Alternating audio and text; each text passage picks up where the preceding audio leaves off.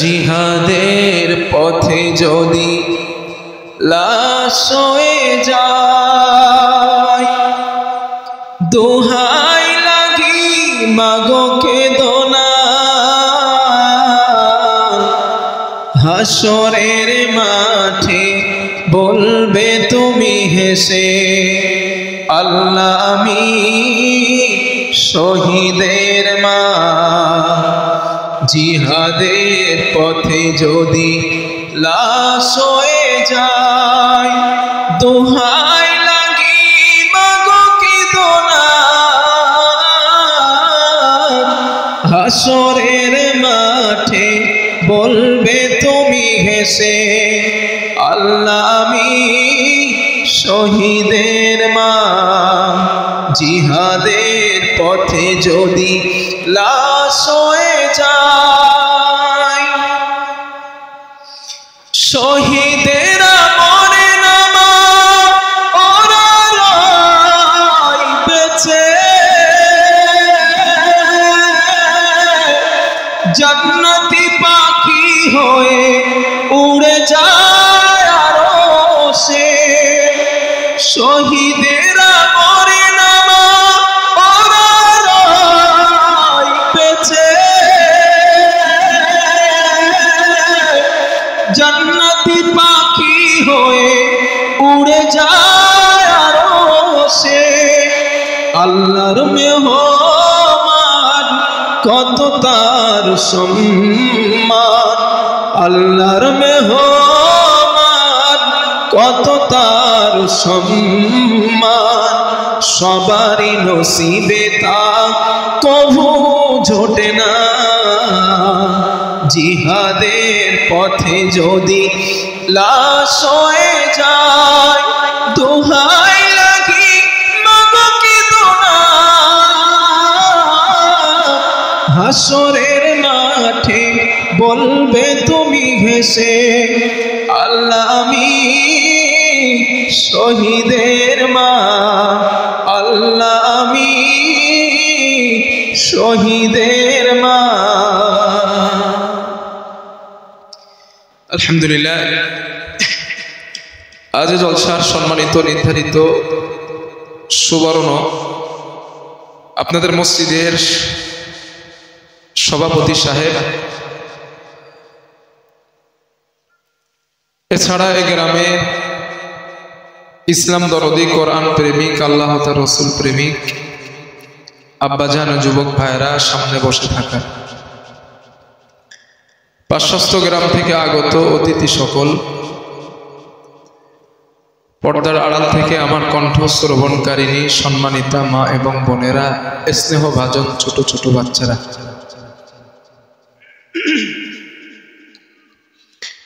মাগরিবের পর থেকে আপনারা কম বেশি আলাপ আলোচনা শ্রবণ করেছেন। এখন আমি আপনাদের সামনে বসা, আল্লাহ সুবহানাহু ওয়া তাআলা বসিয়েছেন, তিনি চান যদি কিছু কথা কোরআন সুন্নাহ থেকে আলোচনা করব। ওমা তৌফিকি ইল্লা বিল্লাহ। রব্বি শরহ লি সদরি ওয়া ইয়াসসির লি আমরি ওয়াহলুল উকদাতাম মিন লিসানি ইয়াফকাহু কওলি। রব্বি জিদনি ইলমা, রব্বি ইয়াসসির ওয়া লা তুআসসির ওয়া তাম্মিম বিল খাইর। সুবহানাকা লা ইলমা লানা ইল্লা মা আল্লামতানা ইন্নাকা আনতাল আলিমুল হাকিম। সম্মানিত আমার যুবক ভাই আব্বাজানেরা, আলোচনা শুরু করার আগে আল্লাহ তাআলার একটু প্রশংসা করি। উচ্চ আওয়াজে প্রাণ খুলে সকলে মিলে আওয়াজ করে একবার বলি আলহামদুলিল্লাহ।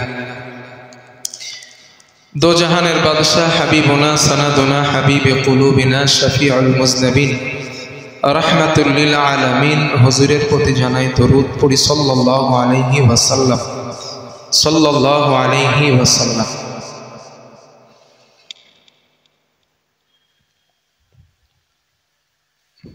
আমি আপনাদের কাছে নতুন মানুষ না, এটা আপনারা জানেন, আমারে চেনেন।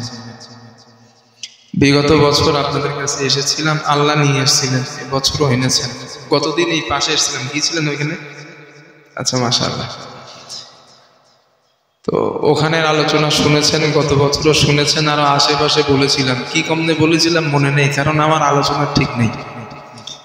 কারণ আজ একটা আয়াত পড়েছি, মনে করে নিয়ে আল্লাহ চাইলে ওটাকে সামনে রেখেই কথা বলবো ইনশাআল্লাহ। আমি কোশ্চেন দিয়ে আলোচনা করতে ভালোবাসি, এটা আপনারা জানেন। তো আজও কোশ্চেন জিজ্ঞাসা করছি, একটু উত্তর দেন। আমরা এইখানে যত মানুষ আছি, আমাদের যিনি বাবা, আমাদের আদি পিতার নাম কি? আদম আলাইহিস সালাম। আমাদের আম্মা জানের নাম মা হাওয়া না, হাওয়া আলাইহিস সালাম। তো আমাদের আদি পিতা হলেন আদম আলাইহিস সালাম আর মা হলেন হাওয়া আলাইহিস সালাম। তো ওনারা হলেন পৃথিবীর মানব সৃষ্টির সূচনা। আজ আপনাদের কাছে দুটো পয়েন্ট নিয়ে কথা বলবো ইনশাআল্লাহ। এক, আমরা আমাদের সৃষ্টি বা মানব সৃষ্টির রহস্য, মানব কিভাবে মানুষকে সৃষ্টি করা হয়েছে, এবং মায়ের পেটে আমরা কিভাবে এসেছি, এবং এই সন্তানের মা বাবার প্রতি কতটা স্নেহ মহব্বত করতে হয়, এই বিষয়ে আমরা কথা বলবো ইনশাআল্লাহ। আল্লাহ তাআলা কোরআনের মধ্যে বলেন, আপনারা আবার মনোযোগ দেন, আমি নামার পরে আবার মন্তব্য যা পারেন করেন, তবে আমি যত সময় আছি একটু মনোযোগটা দেন। আল্লাহ তাআলা বলেন, ওয়াইদ ক্বালা রাব্বুকা লিল মালাইকাতি ইন্নী জাইলুন ফিল আরদি খলিফা। আল্লাহ বলেন, স্মরণ করো সেই সময়ের কথা যখন আমি আমার ফেরেশতা মণ্ডলীদের বলেছিলাম, ইন্নী নিশ্চয় জাইলুন ফিল আরদি খলিফা, আমি পৃথিবীতে খলিফা নির্বাচন করব। আল্লাহ কাদের বলেছেন কথাটা? না, কথা বলতে হবে। আল্লাহ কথাটা কাদের বলছেন? ব্যাখ্যা এখন শেষ হইল না, ভুলে গেছে। আল্লাহ বলেন, স্মরণ করো সেই সময়ের কথা যখন আমি আমার ফেরেশতাদের ডেকে বলেছিলাম, আমি পৃথিবীতে খলিফা নির্বাচন করব, খলিফা পাঠাবো। তাহলে আল্লাহ খলিফা পাঠাবেন বলেছেন কাদের? ফেরেশতাদের। আল্লাহ তাআলা এই কথা বলার পর ফেরেশতারা জবাব দিল, ক্বালু, তারা জবাব দিলেন, মাই ইউফসিদু ফিহা, আল্লাহ ওদের বানাবেন না, ওরা ফাসাদ করবে দুনিয়াতে গিয়ে। ওয়াসফিকুদ দিমা, শুধু ফাসাদ করবে না, রক্তপাতও করবে। রব্বুল আলামিন, ওয়া নাহনু নুসাব্বিহু বিহামদিক, আমরা আছি, আমরা আপনার তাসবিহ করব। ওদের তাসবিহ নেবার জন্য বানাইবেন, দরকার নাই আপনার, আমরা আছি তো। ফেরেশতারা মানা কেন করলেন? এক নাম্বার যুক্তি পেশ করলেন, তারা ফাসাদ করবে। দুই নাম্বার বললেন তারা রক্তপাত করবে। আচ্ছা আপনারা বলেন, ফেরেশতারা কি ভুল কিছু বলেছিল? মানুষ তো তাই করে, ফাসাদ করে, ফিতনা করে, রক্তপাত করে, মানুষ মারার জন্য, মানুষ জীবিত করার জন্য যত হসপিটাল, ওষুধ, চিকিৎসা উন্নত মানের তৈরি করা হচ্ছে, ওই তৈরির পিছনে যতটা টাকা ব্যয় করা হচ্ছে, মানুষ মারার জন্য ওর থেকে বেশি অস্ত্র শস্ত্রের পিছনে টাকা ব্যয় করা হচ্ছে, ঠিক না? মানুষ বাঁচানোর জন্য যা ব্যয় করতেছে, মানুষ মারার জন্য ওর থেকে বেশি ব্যয় করতেছে। ফেরেশতারা এই কথা বলছিল, আল্লাহ ওদের বানাবেন না, ওদের যদি বানান ওরা রক্তপাত করবে, ফাসাদ করবে। আল্লাহ আমরা আছি, আমরা আপনার তাসবিহ করব, প্রশংসা করব, বানানোর দরকার নাই। আল্লাহ তাআলা বলেছিলেন, ক্বালু, আমি আল্লাহ বলছি, আ'লামু, আমি যা জানি, মা লা তা'লামুন, তোমরা তা জানো না। চিন্তা করেন একবার, ফেরেশতাদের অ্যাবাউট করলেন আল্লাহ তাআলা।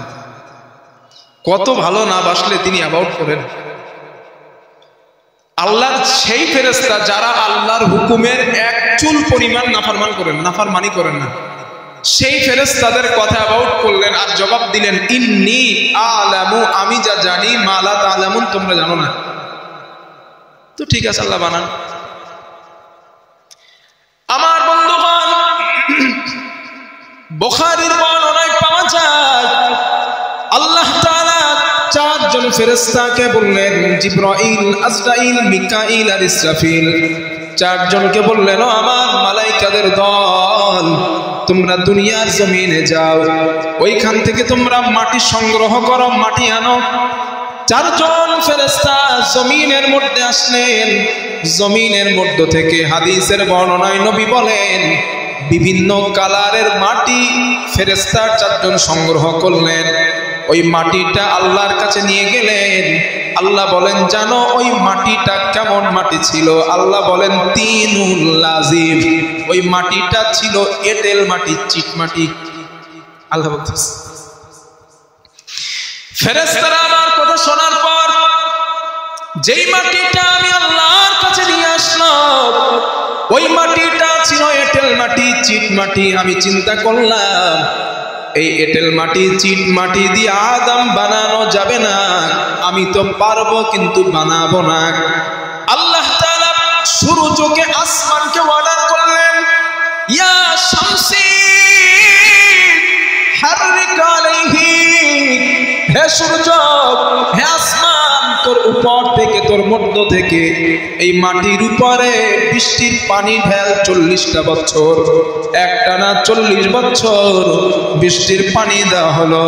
40টা বছর পানি দেওয়ার পর আল্লাহ তাআলা এবার সূর্যকে বললেন আল্লাহ তাআলা ওই 40 বছর বৃষ্টির পানিতে ভেজানোর পর কাদা মাটিতে পরিণত হয়ে যায়। আল্লাহ বলেন হামাইম মাসনুন, কাদা মাটিতে পরিণত হয়ে যায়।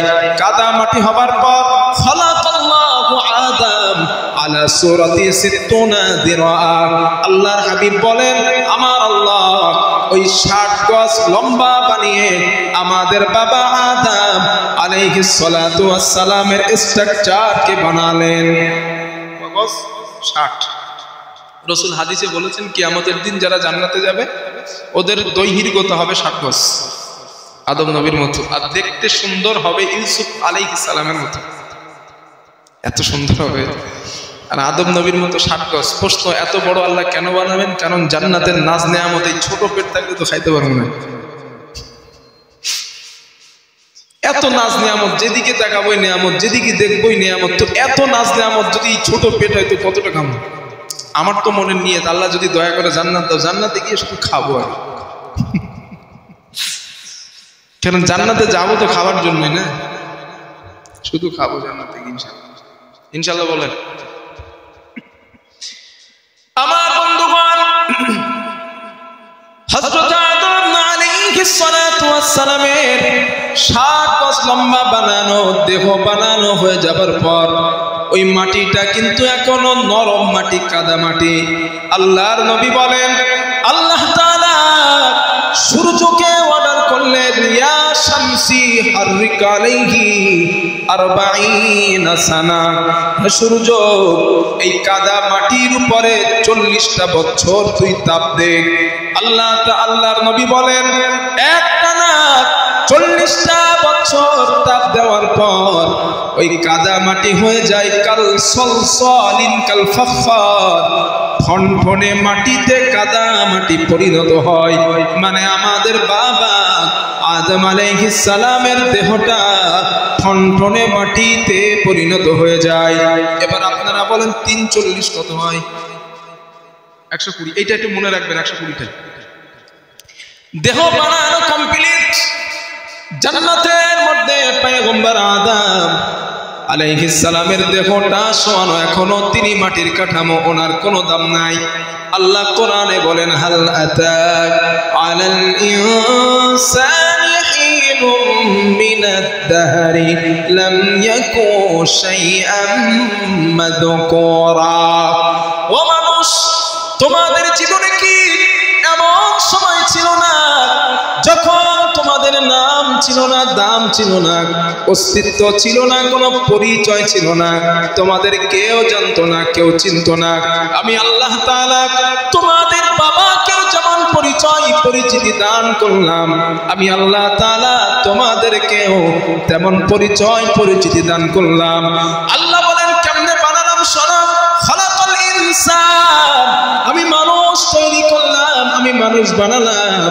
ও মানুষ, আমি আদমকে বানানোর পর বছরের পর বছর জান্নাতের মধ্যে আদম আলাইহিস সালামের কাঠামোটা পড়া, আল্লাহর হুকুম হয়ে যায় আদম নবীর নাক দিয়া রূহটা শরীরের মধ্যে আল্লাহ প্রবেশ করালেন। আদম নবী মানব আকারে জান্নাতের মধ্যে দাঁড়ায় যায়। হাদিসের মধ্যে এটা বুখারীর বর্ণনা আসছে। আদম নবীর যখন নাকের মধ্য দিয়ে আল্লাহ তাআলা রূহ প্রবেশ করালেন, আদম নবী বলে উঠলেন আলহামদুলিল্লাহি রাব্বিল আলামিন।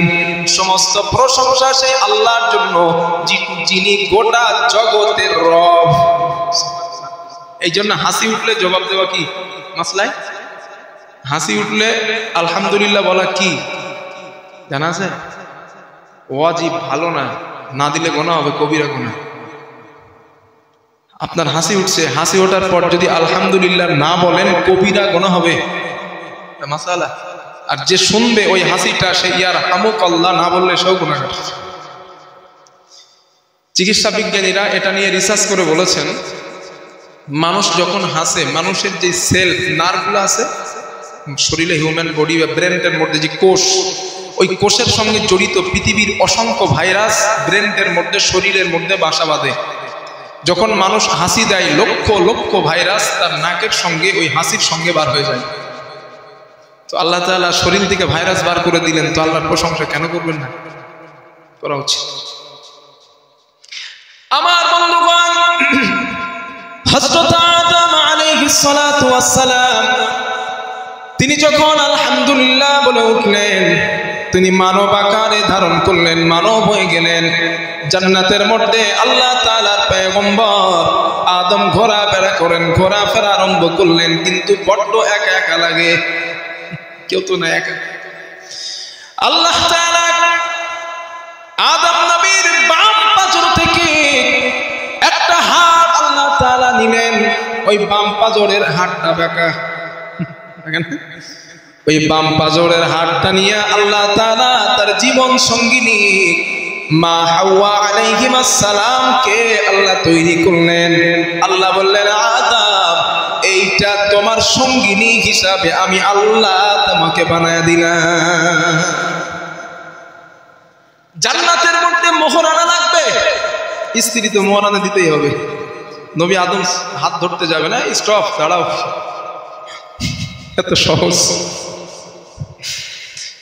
আমি বানালাম তোমার জন্য, কিন্তু খামোকা ধরা যাবে না। খামোকা ধরতে গেলে কিছু দেওয়া লাগবে। আল্লাহ কি দেব? কিছু তো নাই জান্নাতে।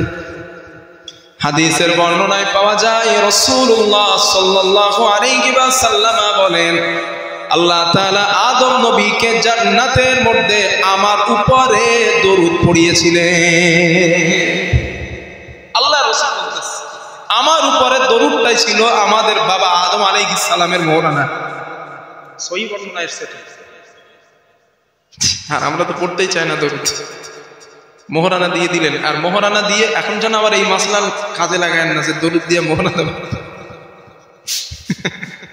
আর একটা হাদিস শোনেন, এই মোহরানা ব্যাপার আর একটা হাদিস, এটা সাবজেক্টের মধ্যে না বাইরে, তা বলছি। আমরা যে মানুষ বসে আছি ওইভাবে রাসূল সাল্লাল্লাহু আলাইহি ওয়াসাল্লাম বসেছিলেন, সাহাবায়ে কেরামও বসে আছে। একজন মহিলা ওই দিক থেকে নবীজির কাছে এসেছে, এসে বলছেন, হুজুর আহবাবতু লাকা নাফসি ইয়া রাসূলুল্লাহ, হুজুর আমি নিজেকে আপনার কাছে হিবা করে দিতে চাই, মানে আমি আপনারে বিয়ে করতে চাই। নবীরে বিয়ের প্রস্তাব দিয়েছে। এখন সাহাবায়ে কেরাম তো সামনে বসা, এখন লজ্জা লাগাই তো স্বাভাবিক। তুমি কাজ পাও না বৃদ্ধ বয়সে, আর সাহাবাদের সামনে বিয়ের প্রস্তাব দাও, পাঁচিলের আড়ালে টানালে দিলে একটু ঠিক ছিল। তো সাহাবায়ে কেরাম সামনে বসা, আর তুমি তাদের সামনে আমার বিয়ের প্রস্তাব দাও। হাদিস এটা বুখারীতে আসছে। হাদিসটা রাসূল সাল্লাল্লাহু আলাইহি সাল্লাম মাথাটা নিচু করে নিলেন লজ্জায়, কারণ সাহাবারা সামনে বসা এসে বলছে, হুজুর আমি আপনারে হিবা করব আপনার কাছে, আমি আপনারে বিয়ে করব, আমারে কবুল করেন। এখন নবী লজ্জায় মাথাটা নিচু করে নিয়েছে। ওই মাহফিলের মধ্যে উপস্থিত ছিলেন একজন গরিব সাহাবা, খুব গরিব। গরিব হওয়ার কারণে তার বিয়ে হয় না, খুব গরিব। উনি চিন্তা করেছেন যে রাসূল সাল্লাল্লাহু আলাইহি ওয়াসাল্লাম যেহেতু মাথা নিচু করেছেন, মানে বিয়ে করবে না, আর আমার তো বিয়ে হয় না, চান্স একটা দেখি কাজে লাগে কিনা। হাদিসে আসছে, ইল্লাম ইয়াকুন ফি হাদা। ওই সাহাবাটা দাঁড়িয়েছে, দাঁড়িয়ে বললেন, ইয়া রাসূলুল্লাহ, আপনি যদি নারীটাকে বিয়ে না করেন, যাওয়িজিনিহা, নারীটা আমার সঙ্গে আপনি বিয়ে দেন। আল্লাহর নবী বললেন, তুমি কি বিয়ে করবা? জি। হুজুর আপনি যদি না করেন আমার সঙ্গে বিয়ে দেন। আল্লাহর নবী বললেন, মোহরানা কোথায়? মোহরানা দাও। ওই সাহাবা জবাব দিলেন, লা ওয়াল্লাহি ইয়া রাসূলুল্লাহ, হুজুর মোহরানা দেওয়ার মতো টাকা আল্লাহর কসম আমার কাছে নাই। ওই সাহাবা বললেন, ইয়া রাসূলুল্লাহ, মোহরানা কিভাবে দিব, আমি বড় গরীব। আল্লাহর হাবিব বলেন, ও সাহাবা, আদম নবী মোহরানা ছাড়া আমাদের মা হাওয়ার হাত স্পর্শ করতে পারে নাই। আর এখন তো মোহরানা টানা লাগে না, এমনি করে। মোহরানা ছাড়া মা হাওয়া আলাইহিস সালামের হাত স্পর্শ করতে পারে নাই, আর তুমি মোহরানা ছাড়া কেমন করে করবা? কারণ মোহরানা দেওয়া আল্লাহর পক্ষ থেকে ফরজ। সাহাবার মনটা বড় খারাপ।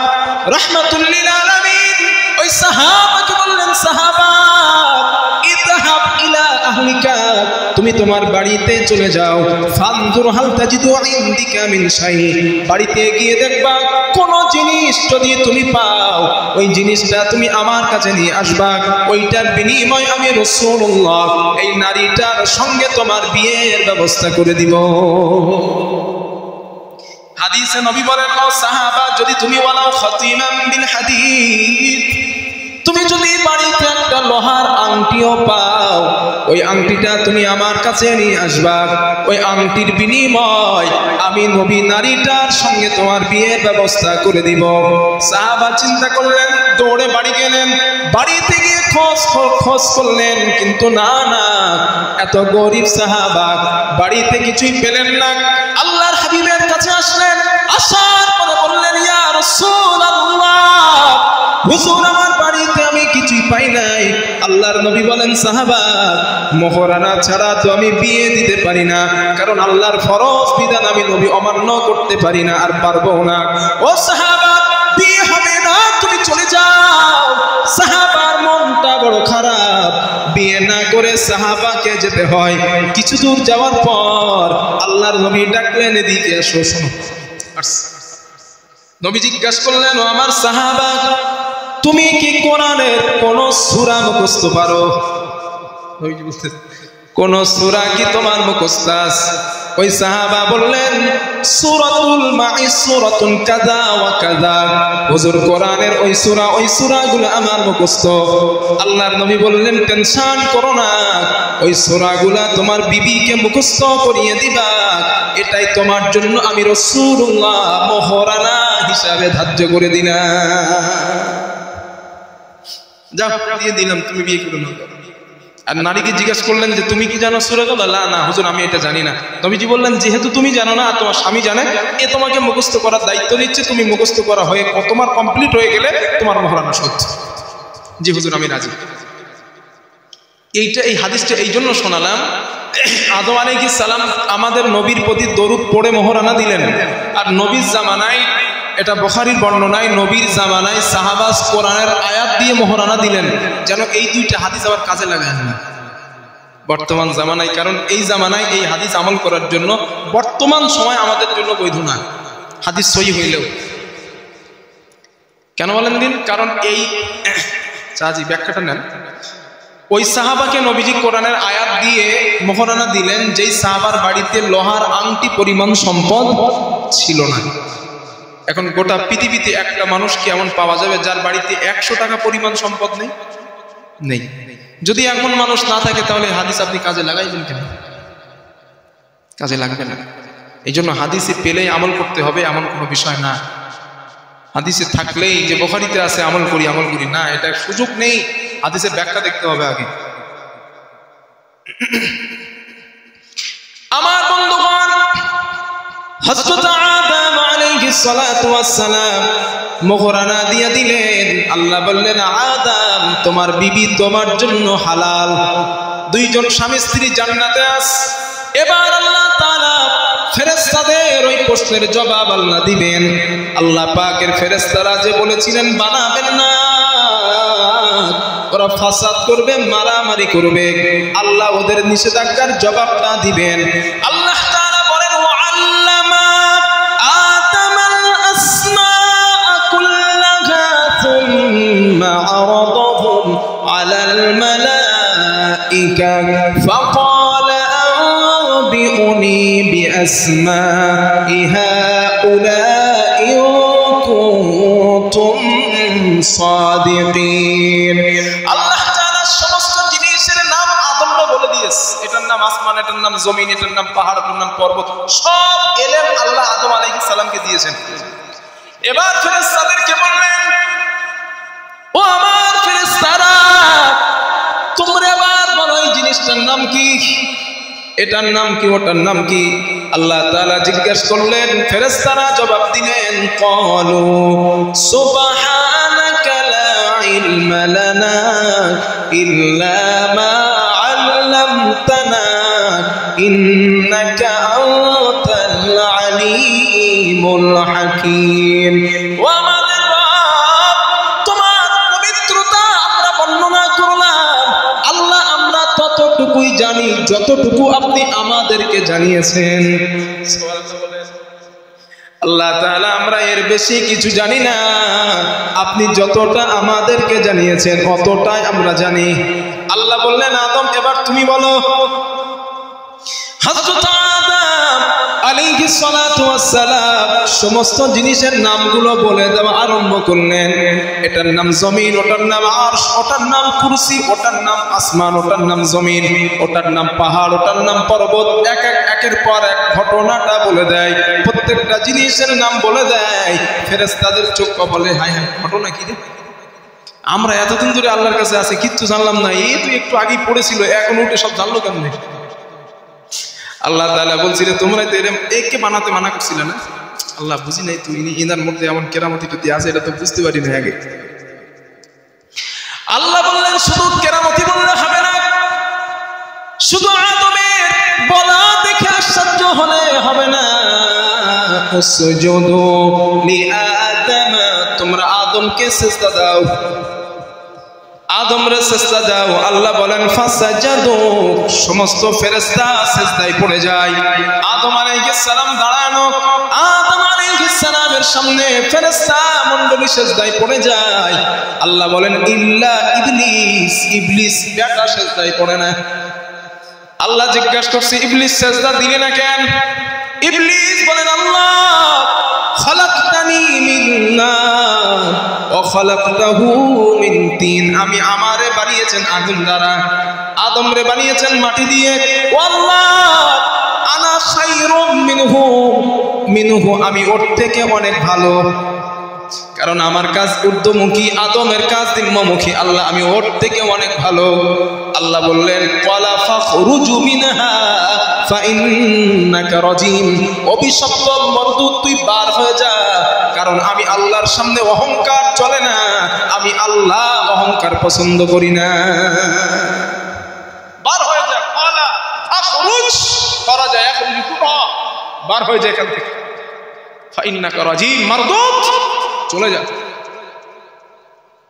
আদম আলাইহিস সালামের সম্মান আল্লাহ বাড়ায় দিলেন আবার এই আয়াত শুনে যেন বর্তমান মানুষরা আবার সিজদা দিয়েন না এটা ছিল তাজিমি সিজদা সম্মান সূচক সিজদা ওটা তাজিমের সিজদা নয় আদমের ইজ্জত ফেরেশতাদের থেকে আল্লাহ বেশি দিবেন এজন্য ওনার কাছে ফেরেশতাদের মাথা নত করালেন আর আল্লাহ কোরআনে বলেছেন ওয়ালাকাদ কাররামনা বানি আদম শুধু তোমাদের বাপ আদমরে সম্মান দিই নাই ও পৃথিবীর আদম সন্তান গোটা মাখলুকাতের মধ্যে আমি আল্লাহ তোমাদের সম্মানিত করেছি এই জন্যই তো গাছের কলাটা আল্লাহ আমাদের দিয়েছেন কলার উপর একটা প্যাকেট লাগাই দিয়েছেন কলার মধ্যে যেন পোকামাছি না বসে কারণ সম্মানীয় ব্যক্তির কাছে সম্মানীয় সৃষ্টির কাছে খাবারটাও সম্মানিত হওয়া উচিত দেখছেন না কি মজা প্রত্যেকটা ফলের মধ্যে কভার দিলেন কিন্তু আপনাদের হাঁস মুরগির যে খেতে দেন কভার টভার দেন আল্লাহ বলেন তোমরা সম্মানিত আমি তোমাদের কাছে সম্মানিত খাবার দিই ওয়ালাকাদ কাররামনা বানি আদম আমি প্রত্যেক আদম বনি আদম সন্তানকে সম্মানিত করছি তোমাদের বাবারে যেমন করছিলাম তোমাদের সুবহানাল্লাহ বলেন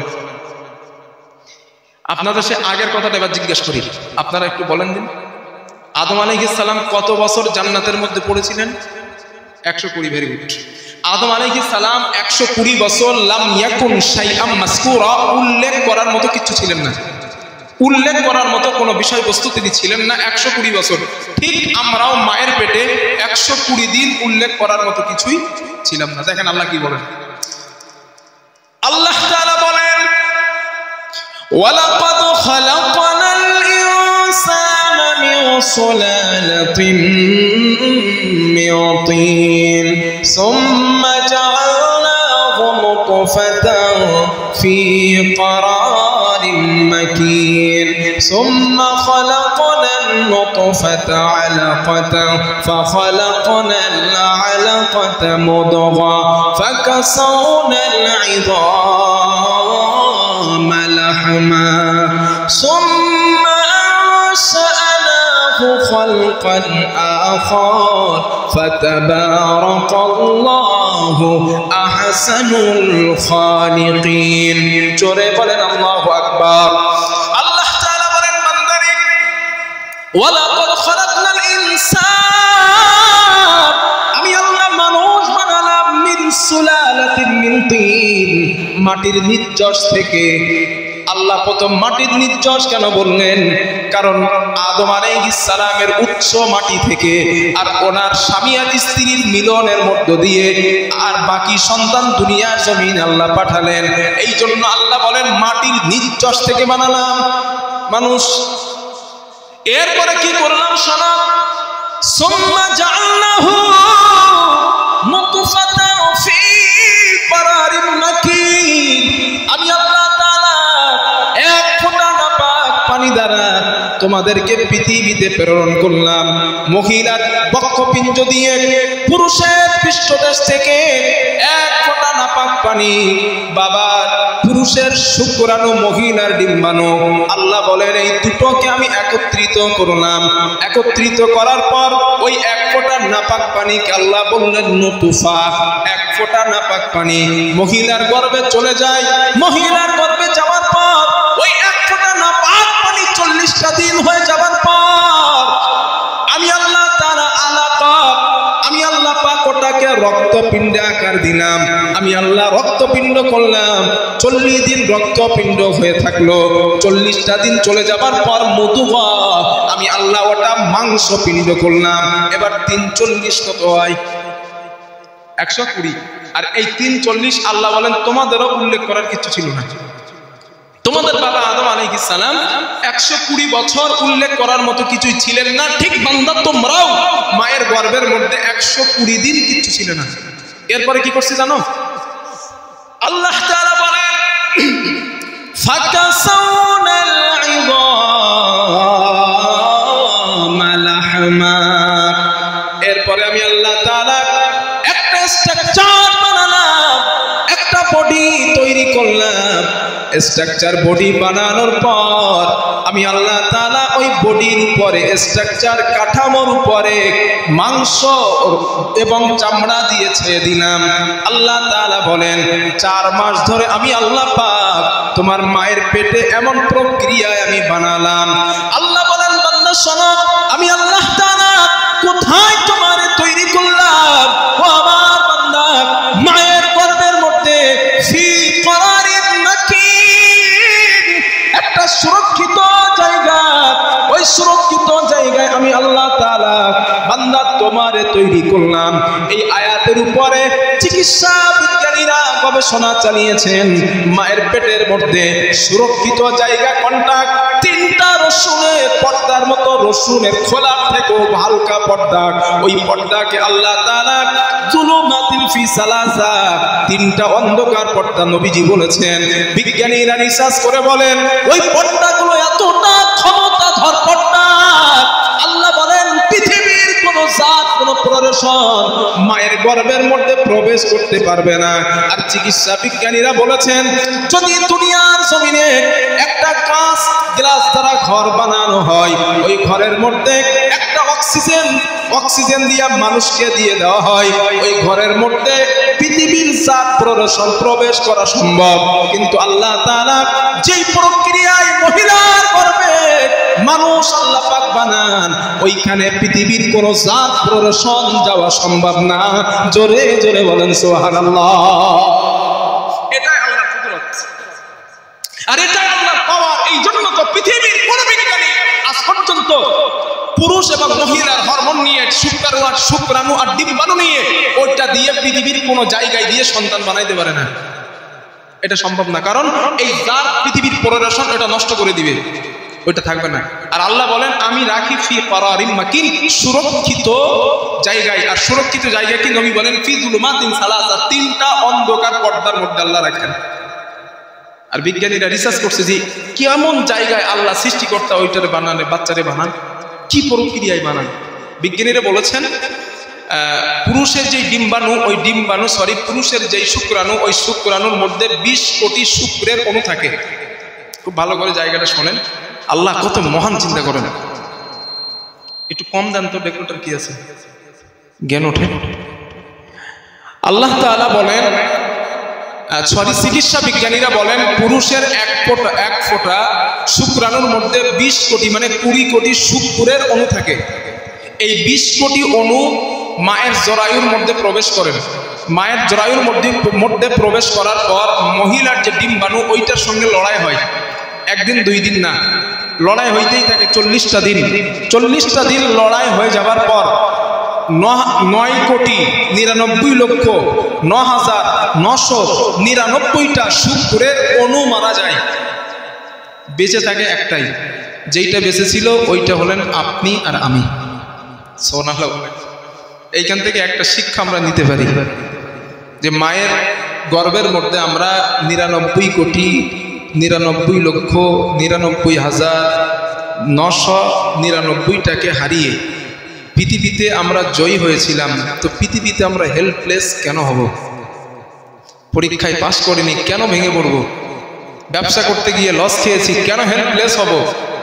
পৃথিবীতে সমস্যার সম্মুখীন হয়েছি কেন আমি হেরে যাব? আমি হারার জন্য পৃথিবীতে জন্মাইনি, আমি জেতার জন্য জন্মেছি। এই টার্গেট নিয়ে দৌড়ান। আমি হারার জন্য জন্মাইনি পৃথিবীতে। কেন? মায়ের গর্ভের মধ্যে জিতে আসতে পারছি দুনিয়ায়, তো পৃথিবীতে হারবো কেন আমি? রাসূল বলেছেন মান জাদ্দা ফাওয়াজাদা, যে চেষ্টা করে সে কখনো হেরে যায় না, যে সাহস রেখে চলে সে কখনো হারে না। বিশ্বাস রাখুন, জেদ রাখুন নিজেদের প্রতি।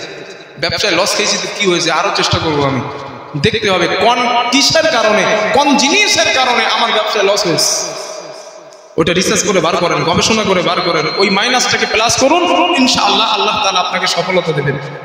চেষ্টা করতে হবে। আমরা পারলে হরিণের মতো না, বাঘের মতো হন। হরিণের মতো হওয়া লস। হরিণ যতই ছুটতে পারে, ছোটটাই লস, ব্রেন খাটানো এলাম।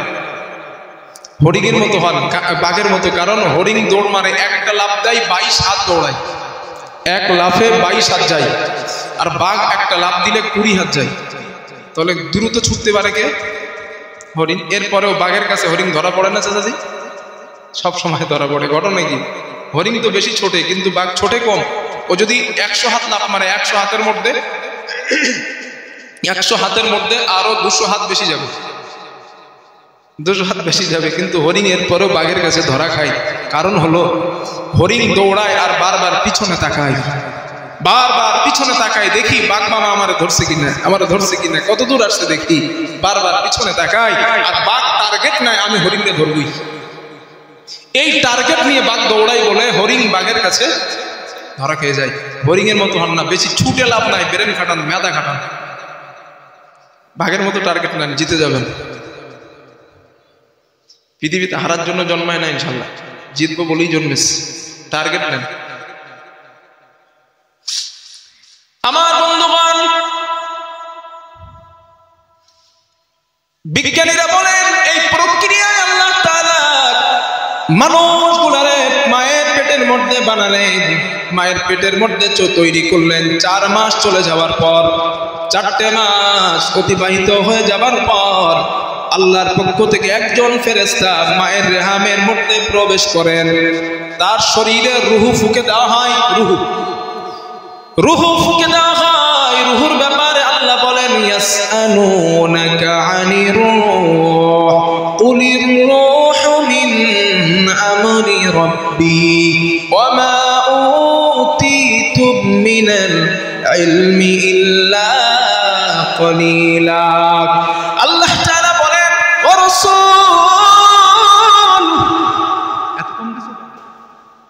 এত কম আর একটু জোর দাও। এটা আল্লাহ তাআলা বলেন ও নবী, কাফেররা আপনাকে জিজ্ঞাসা করে রূহ কি জিনিস, জিনিস রূহ সম্পর্কে আপনাকে জিজ্ঞাসা করা হয়, আপনি বলেন কুলির রূহু মিন আমরি রব্বি, রূহ হলো আল্লাহর একটা হুকুম, আল্লাহর একটা অর্ডার। এটা মানুষের মধ্যে আল্লাহর হুকুম প্রবেশ করে, আবার আল্লাহর হুকুমটা বার হয়ে যায়। ওয়ামা উতিতুম মিনাল ইলমি ইল্লা কলিলা। আল্লাহ বলেন এই রূহের ব্যাখ্যা আমি আল্লাহ কোরআনে দেই নাই, তোমরা বুঝতে পারবে না, কারণ আমি আল্লাহ তোমাদেরকে খুব সামান্য ইলম দান করেছি, খুব সামান্য জ্ঞান দান করলাম। এই জ্ঞানের মধ্য দিয়া রূহের ব্যাখ্যা তোমরা বুঝবে না। আল্লাহ তাআলা বলেন গোলাম, আমি আল্লাহ তাআলা মায়ের পেটের মধ্যে 4টা মাস হয়ে যাবার পর মায়ের পেটের মধ্যে আমি আল্লাহ একজন ফেরেশতাকে পাঠায় দেই। ওই ফেরেশতা ওই সন্তানের মধ্যে রূহ পুরে দেন, মানে রূহকে প্রবেশ করান। আল্লাহ তাআলা বলেন ওয়া খালাকা কুল্লা শাইইন ফাকাদ্দারাহু তাকদীরা। মায়ের গর্ভের মধ্যে ওই সন্তানের তাকদীর লেখা হয়। কতদিন দুনিয়াতে বাঁচবে, কি খাবে, কতটা উপার্জন করবে, সবগুলা তাকদীর মায়ের গর্ভের মধ্যে লেখা হয়। আল্লাহর নবী বলেন শাক্কাল কলাম, ওই মানুষের তাকদীরের কলমের কালি শুকিয়ে গেছে, আর পরিবর্তন না। আমার জন্য যতদিন বাঁচা লেখা হয়েছিল আমি ততটা দিন বাঁচবো। আল্লাহ তাআলা বলেন মানুষ রূহ দেওয়া হয়ে যায়, রূহ দেওয়ার পর বান্দা তোমার ক্ষুধা লাগলো, ক্ষুধার প্রয়োজন, কারণ তুমি মানুষ, মায়ের পেটের মধ্যে তোমার খাবারের ব্যবস্থা করতে হবে। ও গোলাম, পৃথিবীর কোনো ডাক্তার, কোনো মাস্টার, কোনো ইঞ্জিনিয়ার, কোনো ব্যারিস্টার তোমার মায়ের পেটের মধ্যে খাবারের বন্ধ ব্যবস্থা করে নাই। আজ যে আল্লাহকে তুমি ভুলে গিয়েছ, আজকে আল্লাহর সিজদা দেওয়া তুমি ভুলে গিয়েছ, আজ তুমি যে আল্লাহর সঙ্গে নাফরমানি করছো, ওই তোমার আল্লাহ তোমার মায়ের পেটের মধ্যে যেখানে তোমার কেউ খাবার দেয় নাই, ওইখানে আমি তোমার আল্লাহ তোমার খাবার দিছিলাম। ও মানুষ, আমি তো তোমার সেই রব, আমি তো তোমার সেই আল্লাহ, আমি তো তোমার সেই আল্লাহ, আমি তো তোমার সেই রব। ওয়ামা মিন দাব্বাতিন ফিল আরদি ইল্লা আলাল্লাহি রিজকুহা। আমি তো তোমাদের সেই আল্লাহ। এই পৃথিবীর বুকে এমন কোন প্রাণী, এমন কোন সৃষ্টি আমি করি নাই যাদের খাবারের ব্যবস্থা আমি করি নাই। ও মানুষ, মায়ের পেটে তো দূরের কথা, আটলান্টিক মহাসমুদ্রের নিচে ছোট্ট একটা পোকা ক্ষুধার যন্ত্রণায় যদি চিৎকার মারে, পৃথিবীর কেউ তার চিৎকার শুনে না। আমি আল্লাহ তাআলা আরশে আজিম থেকে ওই ক্ষুধার্ত পোকাটার খাবার ব্যবস্থা আমি আল্লাহ করে দেই। জোরে জোরে বলেন সুবহানাল্লাহ। আল্লাহ তাআলা বলেন মানুষ, আমি তো সেই আল্লাহ, আমি তোমার মায়ের পেটের মধ্যে খাবারের ব্যবস্থা করেছিলাম। বান্দা কেমনে করলাম শোনো, তোমার মায়ের নারীর সঙ্গে আর তোমার নারীর একটা তার লাগায়া দিলাম, তোমার মায়ের নারী আর তোমার নারী একত্রিত করে দিলাম। মায়ের নাপাক রক্তটা বন্ধ করে দিয়ে আমি আল্লাহ তাআলা ওই রক্তটা তোমার শরীরে প্রবেশ করিয়ে তিল তিল করে আমি আল্লাহ তোমারে বড় করেছিলাম। আজ তুমি আমার সাথে নাফরমানি করো, আজ তুমি আমার সঙ্গে গাদ্দারি করো, আমার হুকুম লঙ্ঘন করো মানুষ। আমি আল্লাহ চাইলে মায়ের পেটের ভিতর থেকে রক্ত পিণ্ড আকারে তোমারে বার করে দিতে পারতাম। আমি আল্লাহ যদি চাইতাম মায়ের পেটের মধ্য থেকে বিকলাঙ্গ করে কানা খোড়া বোবা করে বার করতে পারতাম। এই যে অনেক মানুষ পৃথিবীতে খোড়া অবস্থায় জন্মায়, আল্লাহ বলেন তুমি ওরে দেখো আর শুকরিয়া আমার আদায় করো, কারণ আল্লাহ ওর মতো আমারে খোড়া বানায় নাই, ঠিক না? ওর মতো আল্লাহ আমারে খোড়া করে নাই। অনেক সন্তান পৃথিবীতে আসে দুই চোখ অন্ধ, চোখে দেখে না। আল্লাহ যেন এটাই বোঝান গোলাম, ওরে দেখো আর আমার শুকরিয়া তুমি আদায় করো, কারণ আমি আল্লাহ তোমার চোখের মধ্যে আলো দিয়েছি। সুতরাং বান্দারে, মায়ের গর্ভের মধ্যে মায়ের এমন করতে করতে তোমারে বড় করলাম বান্দা। তোমারে বড় করার পর মায়ের পেটের মধ্যে যখন তোমার বানানো কমপ্লিট হয়ে যায়, বানানো তৈরি হয়ে যায়, বানানো কমপ্লিট হয়ে যাবার পর এবার আমার পরিকল্পনা, আমি তোমাকে পৃথিবীর জমিনে নিয়ে আসবো, আমি তোমার পৃথিবীর জমিনে আনবো। ও মানুষ, এই পরিকল্পনা নেওয়ার পর সুম্মা নুখরিজুকুম তিফলা, আমি আল্লাহ তাআলা মায়ের পেটের মধ্য থেকে আমি আল্লাহ বাচ্চার আকারে আস্তে করে তোমার দুনিয়ার জমিনে নিয়ে এসেছিলাম। তোমার কষ্ট হয় নাই? তুমি ব্যথা পাও নাই? তোমার ব্যথা, তোমার কষ্ট, তোমার যন্ত্রণা না দিয়ে যেই মহান রব আমাদের পৃথিবী দিয়ে এনেছিলেন তিনি হলেন আমাদের আল্লাহ। তিনি হচ্ছেন রব। খালাকাল ইনসান, আমি আল্লাহ পাক মানুষ তৈরি করেছি। কেমনে বানালাম? থাক থাক জানাই বাজে, কমিটির মানুষ তো দায়িত্ববান মানুষ। আল্লাহ তাআলা বলেন আমি বানালাম। কেমনে বানালাম? দেখো, মায়ের পেটের মধ্যে আমি পৃথিবীতে আনার পরিকল্পনা করলাম। মায়ের শরীরের মধ্যে একটা ব্যথা যন্ত্রণা আমি সৃষ্টি করে দিলাম। এখানে কয়েকটা বক্তব্য নেন। সন্তান যখন মহিলার গর্ভে আসেন, 4 মাস চলে যাওয়ার পর রুহুটা দেওয়ার পর নড়াচড়া করা আরম্ভ করে দেন। ওই সন্তান নড়াচড়া করতে থাকে। মহিলার গর্ভে যখন সন্তানটা খাওয়া দাওয়া শুরু করে দেয়, মানে রুহু যখন এসে যায়, মহিলার শরীরের অনেকগুলা রক্ত ঘাটতি হয়ে যায়। চিকিৎসা বিজ্ঞানীরা বলেছেন এই জন্য যারা স্বামী আছেন, বিবাহ করেছেন, স্ত্রী যখন প্রেগনেন্ট বা গর্ভবতী হন, ভালো ভালো ফল, ভালো ভালো প্রোটিনযুক্ত খাবার তাদের খাওয়ানো উচিত, ঠিক না? কারণ তাদের সন্তান পেটে থাকার কারণে মহিলার শরীরের অনেক রক্ত ঘাটতি হয়ে যায়। এজন্য অনেকের দেখা যায় সন্তান প্রসব করার সময় শরীরে ব্লাড দেওয়া লাগে, রক্ত ঘাটতির কারণে। চিকিৎসা বিজ্ঞানীরা বলেন এই জন্য মহিলার রক্তটা ঘাটতি হয়, কারণ আল্লাহর সিস্টেম তোমার মায়ের রক্ত দিয়া তোমার শরীর গঠিত করলাম। আল্লাহ তাআলা এখানে একটা মজার তথ্য আমাদেরকে বলেছেন, মানুষ ওই রক্তটা আমি মুখ দিয়েও খাওয়াইতে পারতাম। পারতেন না? আল্লাহ মুখে দিতে পারতেন না? আল্লাহ বলেন না না, তুমি আমার কাছে সম্মানিত, তুমি আমার কাছে সম্মানিত সৃষ্টি। আমি চাই না না পাক রক্তটা তোমার মুখের মধ্যে লেগে যাক। আমি আল্লাহ চাই বান্দা ওই মুখটা যেন পবিত্র থাকে, কারণ দুনিয়াতে আসার পর আমি আল্লাহ পাকের পবিত্র আল্লাহ নামের জিকিরটা এই পবিত্র মুখ দিয়ে বান্দা আমি তোমার কাছ থেকে শুনতে চাই। এজন্য মুখটারে পবিত্র রাখছিলাম। আর দুনিয়াতে আসার পর ওই মানুষই মুখের মধ্যে সুদের টাকা দেয়। হারাম না? এটা নাপাক না? নাপাক। আল্লাহ বলে দেখো মানুষ, আমি মায়ের পেটের মধ্যে আমি আল্লাহ তাআলা নারীর সাথে রক্তটা দিলাম, খাবারটা দিলাম, আর তুমি পৃথিবীতে এসে খাবার খাও হারাম দিয়া, নাপাক দিয়া, মুখটারে পবিত্র বানাও।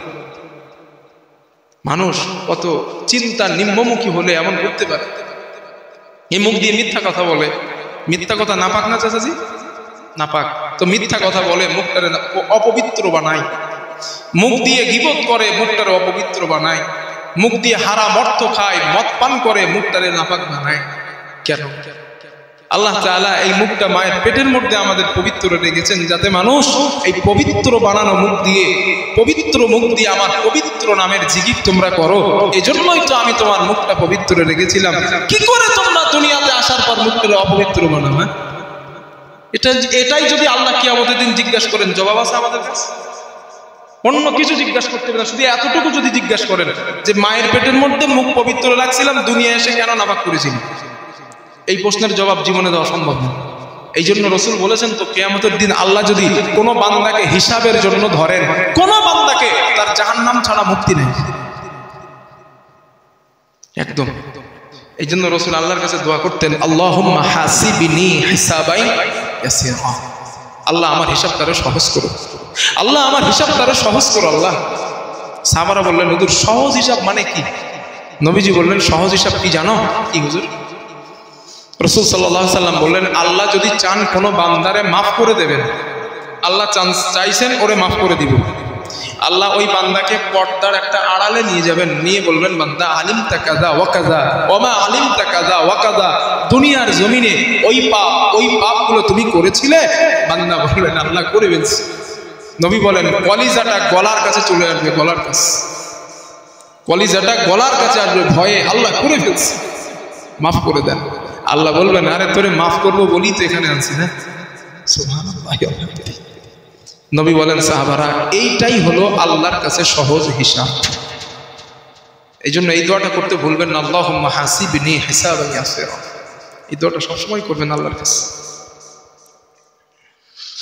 আমার বন্ধুগণ, আল্লাহ তাআলা বলেন, বান্দারে এবার শোনো, মায়ের গর্ভের মধ্যে আমি আল্লাহ তাআলা মায়ের গর্ভের মধ্যে যখন তোমারে বানানোর প্রক্রিয়া করলাম, তৈরি করতেছি, মায়ের প্রস্তুতিটা এমন হয়ে যায়, শরীরে রক্ত গেল, মায়ের শরীরটা দুর্বল হয়ে যায়।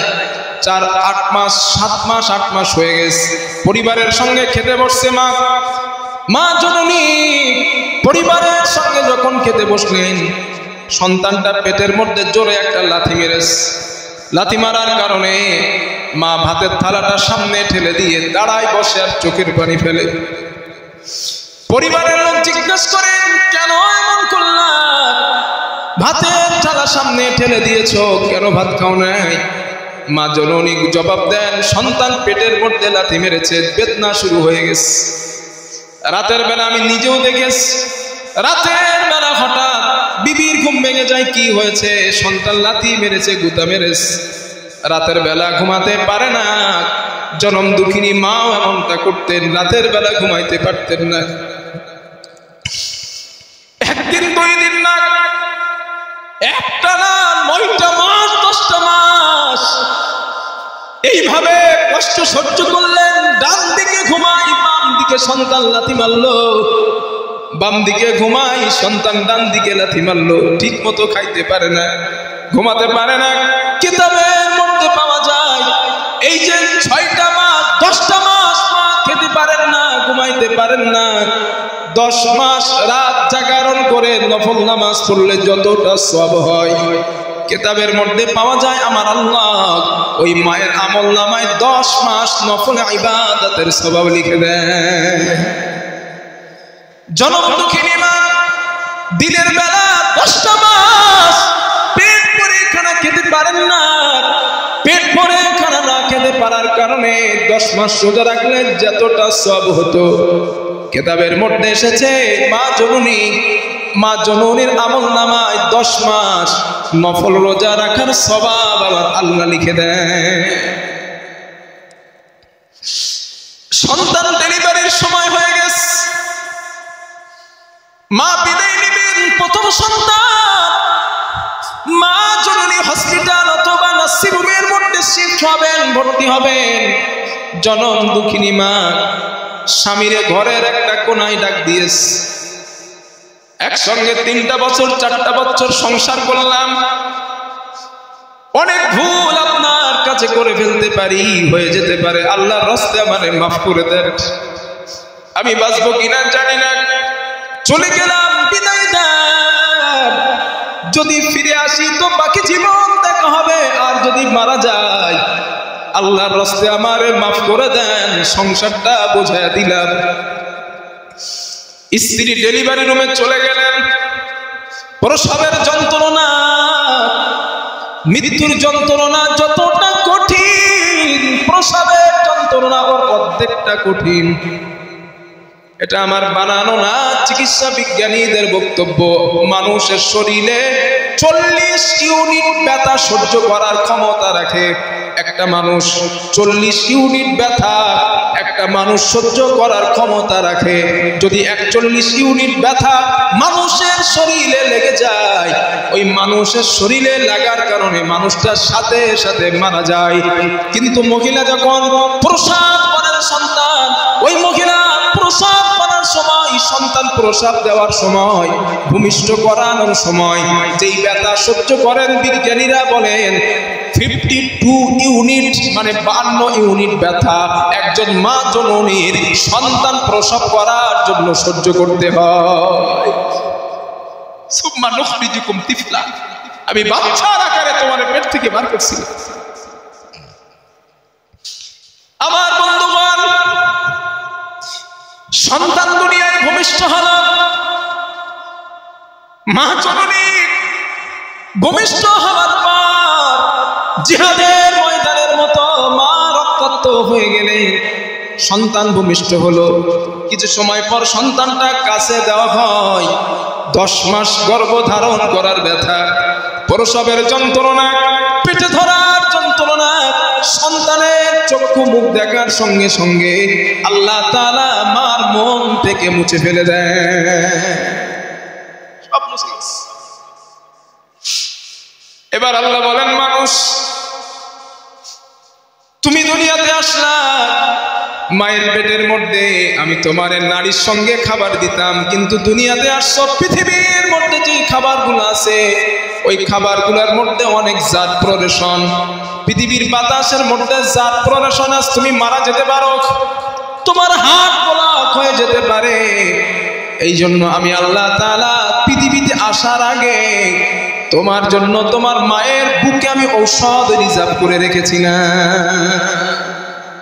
তুমি পৃথিবীতে এসছো, মায়ের স্থানে মুখ লাগায়া তুমি যখন টান দিয়েছো, তোমার মায়ের বুকের স্থান থেকে, মায়ের স্থান থেকে আমি এমন ঔষধ বার করে দিলাম, এই পৃথিবীতে যত প্রদর্শন, যত জাত তোমার শরীরে প্রবেশ করলো, ওই মায়ের দুধ তোমার ভিতরে যাওয়ার সাথে সাথে আল্লাহ তাআলা সব প্রদর্শন থেকে আল্লাহ হেফাজত করে দেয়।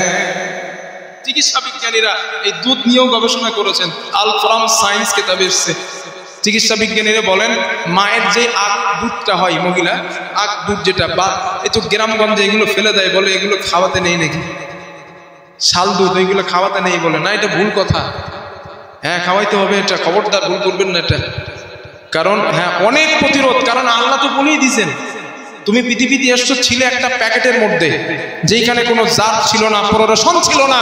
তুমি ওখান থেকে পৃথিবীতে আসছো যেখানে বাতাসের মধ্যে জাত, ধোঁয়ার মধ্যে প্রদর্শন, ধোঁয়ার মধ্যে অনেক কিছু, যেগুলা তোমার নিঃশ্বাসের সঙ্গে তোমার শরীরে প্রবেশ করলে তুমি মারা যেতে পারো। কারণ তোমার হার্ট দুর্বল, লিভার দুর্বল, হিউম্যান বডি দুর্বল, তোমার শরীরটা বড় দুর্বল, মানুষ তুমি মারা যেতে পারো। এমন ট্রিটমেন্ট পৃথিবীতে আমার বান্দারা আবিষ্কার করতে পারে নাই। এজন্য প্রাথমিক অবস্থায় আমি তোমার মায়ের বুকের মধ্যে ওই মেডিসিন দিয়ে দিয়েছিলাম। চিকিৎসা বিজ্ঞানীরা শাল দুধ নিয়ে গবেষণা রিসার্চ করেছেন, তারা পরীক্ষা নিরীক্ষা করে দেখেন, মায়ের স্থানের যে প্রথম দুধটা বার হয়, ওই দুধটার মধ্যে সন্তানের শরীরে যত জাত প্রদর্শন যায়, ওই দুধের মধ্য দিয়ে আল্লাহ সবগুলো কেটে নেন। ওটাই ওর প্রতিষেধক। খবরদার এটা ফেলে দিবেন না, ওইটা ফেলবেন না। আমার বন্ধুগণ, মজা কি, আল্লাহ তাআলা কত দয়াবান। মায়ের পেটে খাবারের লাইন ছিল কটা? একটা। আর পৃথিবীতে আসার সাথে সাথে হয়েছে দুটো, খাবারের লাইন দুটো। আল্লাহ বলেন, দুটা দিলাম, নাও খাও, তুমি খাও, কুলু ওয়াশরাবু মিন রিজকিল্লাহ, দিয়েছি, হদ্দ খাও, খাও। আল্লাহ পাক বলেন, বান্দা মায়ের স্থানে আমি দুধ দিলাম, খাবা কতটা দিন? আল্লাহ তাআলা কোরআনে বলে দিয়েছেন, ওয়াসাইনাল ইনসানা বিওয়ালিদাইহি ইহসানা হামালাতুহু উম্মুহু ওয়াহানান আলা ওয়াহানিন ওয়া ফিসালুহু ফি আমাইন আনিশকুরলি ওয়া লিওয়ালিদাইকা ওয়া ইলাইয়াল মাসির। আল্লাহ পাক বলেন, মানুষ আমি আল্লাহ তাআলা আমি আল্লাহ তাআলা তোমাকে বানালাম, তোমার মায়ের পেট থেকে তোমারে আনলাম, তোমার জনম দুঃখিনী মা প্রসবের ব্যথা যন্ত্রণা সহ্য করে তোমাকে পৃথিবীর জমিনে আনলো। ও আমার বান্দা, ও আমার গোলাম, তোমার মা ক্লান্তির পর ক্লান্তি সহ্য করে, শ্রান্তির পর শ্রান্তি সহ্য করে তোমাকে দুনিয়া আলো দেখালো, তোমাকে পৃথিবীতে নিয়ে আসলো। ও বান্দা, 2.5 বছর তুমি তোমার মায়ের বুকের দুধ খাবার অধিকার তুমি রাখবা, তুমি মায়ের স্তনের দুধ পান করবা 2.5 বছর। আল্লাহ তাআলা বললেন, এই 2.5 বছর মায়ের স্তনের দুধ তোমার জন্য খাবার করে দিলাম, 2.5 বছর পার হয়ে যাবার পর সন্তান যদি মায়ের স্থানের দুধ পান করে ওটা সন্তানের জন্য হারাম, এটা হারাম। এই জন্য যারা স্বামী আছেন 2.5 বছর হিসাব রাখবেন, খবরদার যেন 2.5 বছর পরে সন্তানের পেটের মধ্যে ওই দুধটা না যায়, কারণ হারাম ভিতরে গেলে ওই সন্তান ভালো হওয়া মুশকিল আছে, মুশকিল আছে। আমার বন্ধুগণ, আল্লাহ অন্য আয়াতে বলেন ওয়াকাদা রাব্বুকা আল্লা তা'বুদু ইল্লা ইয়্যাহু ওয়া বিল ওয়ালিদাইনি হাসানা ইম্মা ইয়াবলুগান্না ইনদাকাল কিবারা আহাদুহুমা আও কিলাহুমা ফালা তাকুল লাহুমা উফ ওয়ালা তানহারহুমা وقل لهما قولا كريما। আল্লাহ তাআলা বলেন, গোলাম ও আমার বান্দা, তুমি তোমার, আমি আল্লাহর পক্ষ থেকে অর্ডার হয়ে গিয়েছে, আমি আল্লাহর পক্ষ থেকে ঘোষণা হয়ে গিয়েছে, আমি আল্লাহর ইবাদত করার পর, দাসত্ব করার পর, গোলামি করার পর ইহসান করো, ভালোবাসো তোমার বাপ মা। আল্লাহ বলেন, বান্দা তোমার বাপ অথবা মা, তোমার বাপ মা যদি তোমাদের সামনে চলে আসে, বাপ অথবা মা দুইজনের একজনও যদি আসে, আল্লাহ পাক বলেন তাদের সামনে উহ শব্দ করে কথা বলবা না। কি বলছেন কথাটা জোরে বলেন একটু। আল্লাহ বলেন উহ শব্দ করে কথা বলবা না, এটা আমি আল্লাহর পক্ষ থেকে আদেশ, আর আল্লাহর আদেশ না মানলে কিন্তু জেলখানা। এই দেখেন এখানে একটা আয়াতের দিকে একটু আপনারা তাকান, আয়াতের দিকে, শব্দের দিকে একটু তাকান। আল্লাহ বলেন অকদা, কদা শব্দের অর্থ হলো রায় দেওয়া, ঘোষণা দেওয়া। আপনাদের এক্সাম্পল স্বরূপ, আপনাদের এই গ্রামে কোন একটা মানুষ অপরাধ করেছে, তার কেস হয়েছে, কেস হওয়ার পরে কোর্টে চালান হয়ে গেছে। এখন আমাদের বসিরহাটের ম্যাজিস্ট্রেট কোর্ট, ওই কোর্টে যদি কোর্টের জজ রায় দেন যে 3 লাখ টাকা জরিমানা, 2 বছর জেল, আপনার এই রায় যদি ভালো না লাগে আপনি হাইকোর্টে আপিল করার সুযোগ রাখেন না রাখেন না? রাখেন। আপনি ভাল লাগে না আমার, না এই রায় আমি মানি না, হাইকোর্টে গেলেন, আপিল করলেন, হাইকোর্ট রায় দিয়েছে 4 বছর জেল আর 10 লাখ টাকা জরিমানা। সে যদি বলে না তো জজ কোর্ট তো ভালো ছিল, কই যাবেন? সুপ্রিম কোর্ট, কারণ সুযোগ এখনো একটা আছে। আপনি সুপ্রিম কোর্টে গেলেন, সুপ্রিম কোর্ট বলছে যাবজ্জীবন জেল, 20 লক্ষ টাকা জরিমানা, আর উপায় ফাইনাল আর নাই। আপনি মানেন আর নাই মানেন, সুপ্রিম কোর্ট যে অর্ডার দিয়েছে ওটাই আপনার জন্য চিরধার্য, মানতে হবে, মানতে বাধ্য আপনি, কারণ সুপ্রিম কোর্টের উপরে ভারতবর্ষে কোনো কোর্ট নেই। এখন আপনারা বলেন দুনিয়ার কোর্টের থেকে আল্লাহর কোর্ট বড় না ছোট? আমার আল্লাহ বিচারপতি বড় না ছোট? বড়। সে আল্লাহ বলছেন আমি রায় দিলাম, অকদ, আমি ঘোষণা করছি, আমি জজ হয়ে রায় দিচ্ছি, আল্লাহ তা'বুদু ইল্লা ইয়্যা, তোমরা তোমাদের রবের ইবাদত করো, ওয়াবিল, এরপরে কি করবা? ওয়ালিদাইনি ইহসানা, বাবা মার প্রতি ইহসান করো। বাবারে খেতে দেওয়া, মারে খেতে দেওয়া, এটার নাম ইহসান না, কিন্তু এটার নাম ইহসান না, এটা আপনার বাপ মার অধিকার। বাবারে খেতে দিয়েছেন, মাকে খেতে দিয়েছেন, এটা বাবা মার জন্য অধিকার, এটা ইহসান নয়। মা অসুস্থ হয়ে গেছে, বাবা অসুস্থ হয়েছে, আম্মা অসুস্থ, বাবা অসুস্থ, আপনি চাইলে অন্যকে দিয়ে বাপ মার সেবা করাতে পারতেন, কিন্তু আপনি চিন্তা করলেন না আমার বাবা মা, আমি নিজে সেবা করব। নিজে হাতে ওষুধ খাওয়ালেন, নিজে হাতে তাদের ময়লাগুলো পরিষ্কার করলেন, নিজে হাতে গোসল করালেন, এগুলার নাম হলোই ইহসান, এগুলোর নাম ইহসান। আপনি চাইলে অন্যকে দিয়েও করাতে পারতেন, কিন্তু না, আপনি আপনার বাবা মা বলি নিজে হাতে সবগুলো করলেন, এটার নাম কি? ইহসান। এটা করি বলে আমরা মনে হয় এখন নেই, আহা। কিন্তু আল্লাহ বলছে বাপ মার ভাত দেওয়া, কাপড় দেওয়া, ঘরে শুইতে দেওয়া, এসি খাটিয়ে দেওয়া, জামা কাপড় দেওয়া, এগুলো বাপ মার অধিকার, এগুলো দিতে হবে তার। আল্লাহ বলেন এই অধিকার না, অবিল ওয়ালিদাইনি ইহসানা, ইহসান করো বাবা মার। কি ভয়ঙ্কর বৃদ্ধাশ্রম, আহা। এই জন্য সন্তানকে সন্তানের মতো মানুষ না করতে পারলে বিপদ আছে। মায়ের পেট থেকে জন্ম নিয়েছে, তাকে বললাম সে মানুষ না, সে মানুষ না চাচা। গরুর পেট থেকে জন্ম নিলে সে গরু হয়, ছাগলের পেট থেকে জন্ম নিলে ছাগল হয়, বাঘের পেট থেকে জন্ম নিলে বাঘ হয়, মানুষের পেট থেকে জন্ম নিলে মানুষ হয় না। তাহলে মানুষ বানাতে হয়। এই মানুষ বানাই না বলেই তো আজ আমাদের বৃদ্ধা বয়সে বৃদ্ধাশ্রমে যাওয়া লাগে। বউ যেটা বলে ওইটাই সঠিক। বাবা হয়ে যায় বুড়ো আর মা হয়ে যায় বুড়ি। আহা যুবক ভাইয়েরা, বাবা মা বুড়ো বুড়ি না, এটা তোমার জন্য জান্নাত। আবার বন্ধুগণ, রাসূলুল্লাহ সাল্লাল্লাহু আলাইহি ওয়াসাল্লাম বলেন, উম্মাত হুমা জান্নাতুকা ওয়া নারু, উম্মত তোমার বাবা মা তোমাদের জন্য আল্লাহর জান্নাত, তোমাদের বাবা মা তোমাদের জন্য আল্লাহর জাহান্নাম। বাবা মা যদি খুশি হয়ে যায় আল্লাহর জান্নাতে চলে যাবা, আর বাবা মা যদি তোমাদের উপরে নারাজ হয়ে যায় তোমরা আল্লাহর জাহান্নামে চলে যাবা। সুতরাং বাবা আমার সেবা করে কোন বান্দা যদি অথবা বান্দি যদি আল্লাহর জান্নাত হাসিল করতে না পারেন, আল্লাহর নবী বলেন, মসজিদে নববীতে নবীজি খুতবা দিচ্ছেন, খুতবার মাঝখানে আল্লাহর রাসূল আমিন বলে উঠলেন, আল্লাহুম্মা আমিন।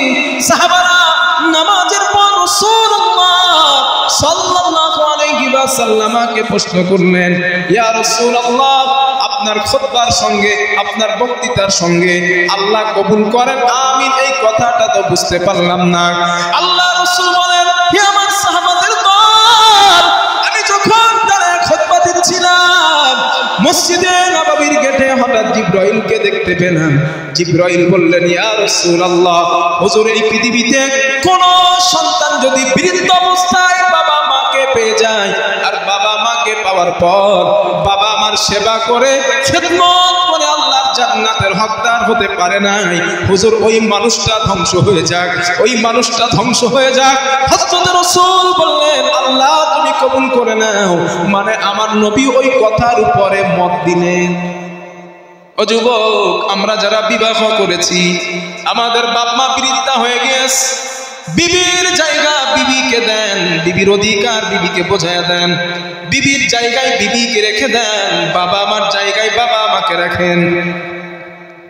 কথা বুঝে আসছেন ইনশাআল্লাহ? বাবা মার স্থান বাবা মার জায়গায় আমরা রেখে দিতে হবে, কারণ আল্লাহ বলেন আমার পক্ষ থেকে ওয়াদা, ইহসান করো তোমার বাবা মার প্রতি। হাদিসের একটা বর্ণনা, রাসূলুল্লাহ সাল্লাল্লাহু আলাইহি ওয়াসাল্লাম মসজিদে নববীতে আল্লাহর নবী বক্তব্য দিচ্ছেন, সাহাবারা সামনে বসা। হঠাৎ একজন বুড়ি মহিলা রাসূলুল্লাহ সাল্লাল্লাহু আলাইহি ওয়াসাল্লামের কাছে আসলেন। বুড়ি মহিলাটা মসজিদে নববীতে প্রবেশ করলেন। নবীজি বুড়ি মহিলাটাকে দেখে দাঁড়ায় গেলেন। শুধু দাঁড়ায় যান নাই, রাহমাতুল লিল আলামিন নবীর গায়ের চাদর মোবারক খানা মসজিদে নববীতে বেছায়া দিলেন আর বললেন, বুড়িমা এই চাদরের উপরে বসে পড়ো। সাহাবারা আশ্চর্য হয়ে গেলেন। আল্লাহর পরে যেই মানুষটার মর্যাদা, ওই মানুষটা একজন বুড়ি মহিলার জন্য দাঁড়ালেন, নিজের গায়ের চাদর বেছালেন। কিছুই তো বুঝলাম না, কিন্তু মহিলা জিজ্ঞাসা করতে পারেন না। কিছু সময় পর ওই মহিলাটা যখন মসজিদে নববী থেকে চলে যান, সাহাবারা নবীকে বললেন, ইয়া রাসূলুল্লাহ বিয়াদবি নেবেন না, আমরা তো জানি আপনার মা হযরত আমিনা পৃথিবীর জমিনে তো নাই, উনি তো বিদায় নিয়েছেন, ছোটবেলায় তো উনি চলে গিয়েছেন, আপনার তখন 6 বছর বয়স। হুজুর মা ছাড়া তো এমন সম্মান আর কাউকে দেওয়া সম্ভব না। মহিলাটাকে চিনলাম না, কেন এত তাকে সম্মান দিলেন? আপনি উঠে দাঁড়ালেন, হুজুর আপনার গায়ের চাদরটা তার জন্য বেছে দিলেন। আল্লাহর নবী বলেন, ও সাহাবাদের দল, আমি নবীজি আবার মায়ের দুধ আমার বেশি কিসমতে হয় নাই, আমার মায়ের দুধ বেশি দিন আমি খেতে পাই না। ও আমার সাহাবারা, আমি যার কোলে উঠে, যার বুকে চড়ে, যার বুকের দুধ পান করে বড় হয়েছিলাম, উনি আমার দুধমা হযরতে হালিমাতুস সাদিয়া। একজন দুধমার সন্তান নবী এমন দিলেন। সে তো রাসূলকে গর্ভধারণ করেন নাই, সে তো রাসূলের জন্য প্রসবের যন্ত্রণাও সহ্য করেন নাই। 10 মাস তো তাকে গর্ভে রাখতে হয় নাই, শুধু বুকের দুধ পান করিয়েছিলেন, কোলে পিঠে বড় করেছিলেন, তাই নবী তার এত সম্মান দিলেন। আমাদের মা গর্ভধারণ করেছেন, খেতে পারেন নাই, ঘুমাতে পারেন নাই আমাদের জন্য। এই ঠান্ডার সময় আমি নিজে দেখেছি, সন্তান যখন ঠান্ডার সময় পেশাব করে দেন, হঠাৎ পেশাব করেছে, সন্তানটার ঘুম ভেঙে গেছে, ছোট্ট মানুষ, জনম দুঃখিনী মা নিজের পিঠটা নিজের পিঠটা ভিজে জায়গায় রেখে সন্তানের বুকের উপরে নেন, বুকের উপরে নিয়ে সন্তান রাতের বেলা ঘুমায়, যাতে কোনো মায়ের সন্তানের কোনো কষ্ট না হয়। সারাটা রাত জনম দুঃখিনী মা সন্তানকে বুকের উপরে রেখে নিজে কষ্ট করে শীতের রাতটা পার করে দেয়। শীতের রাতটা পার করলো মা।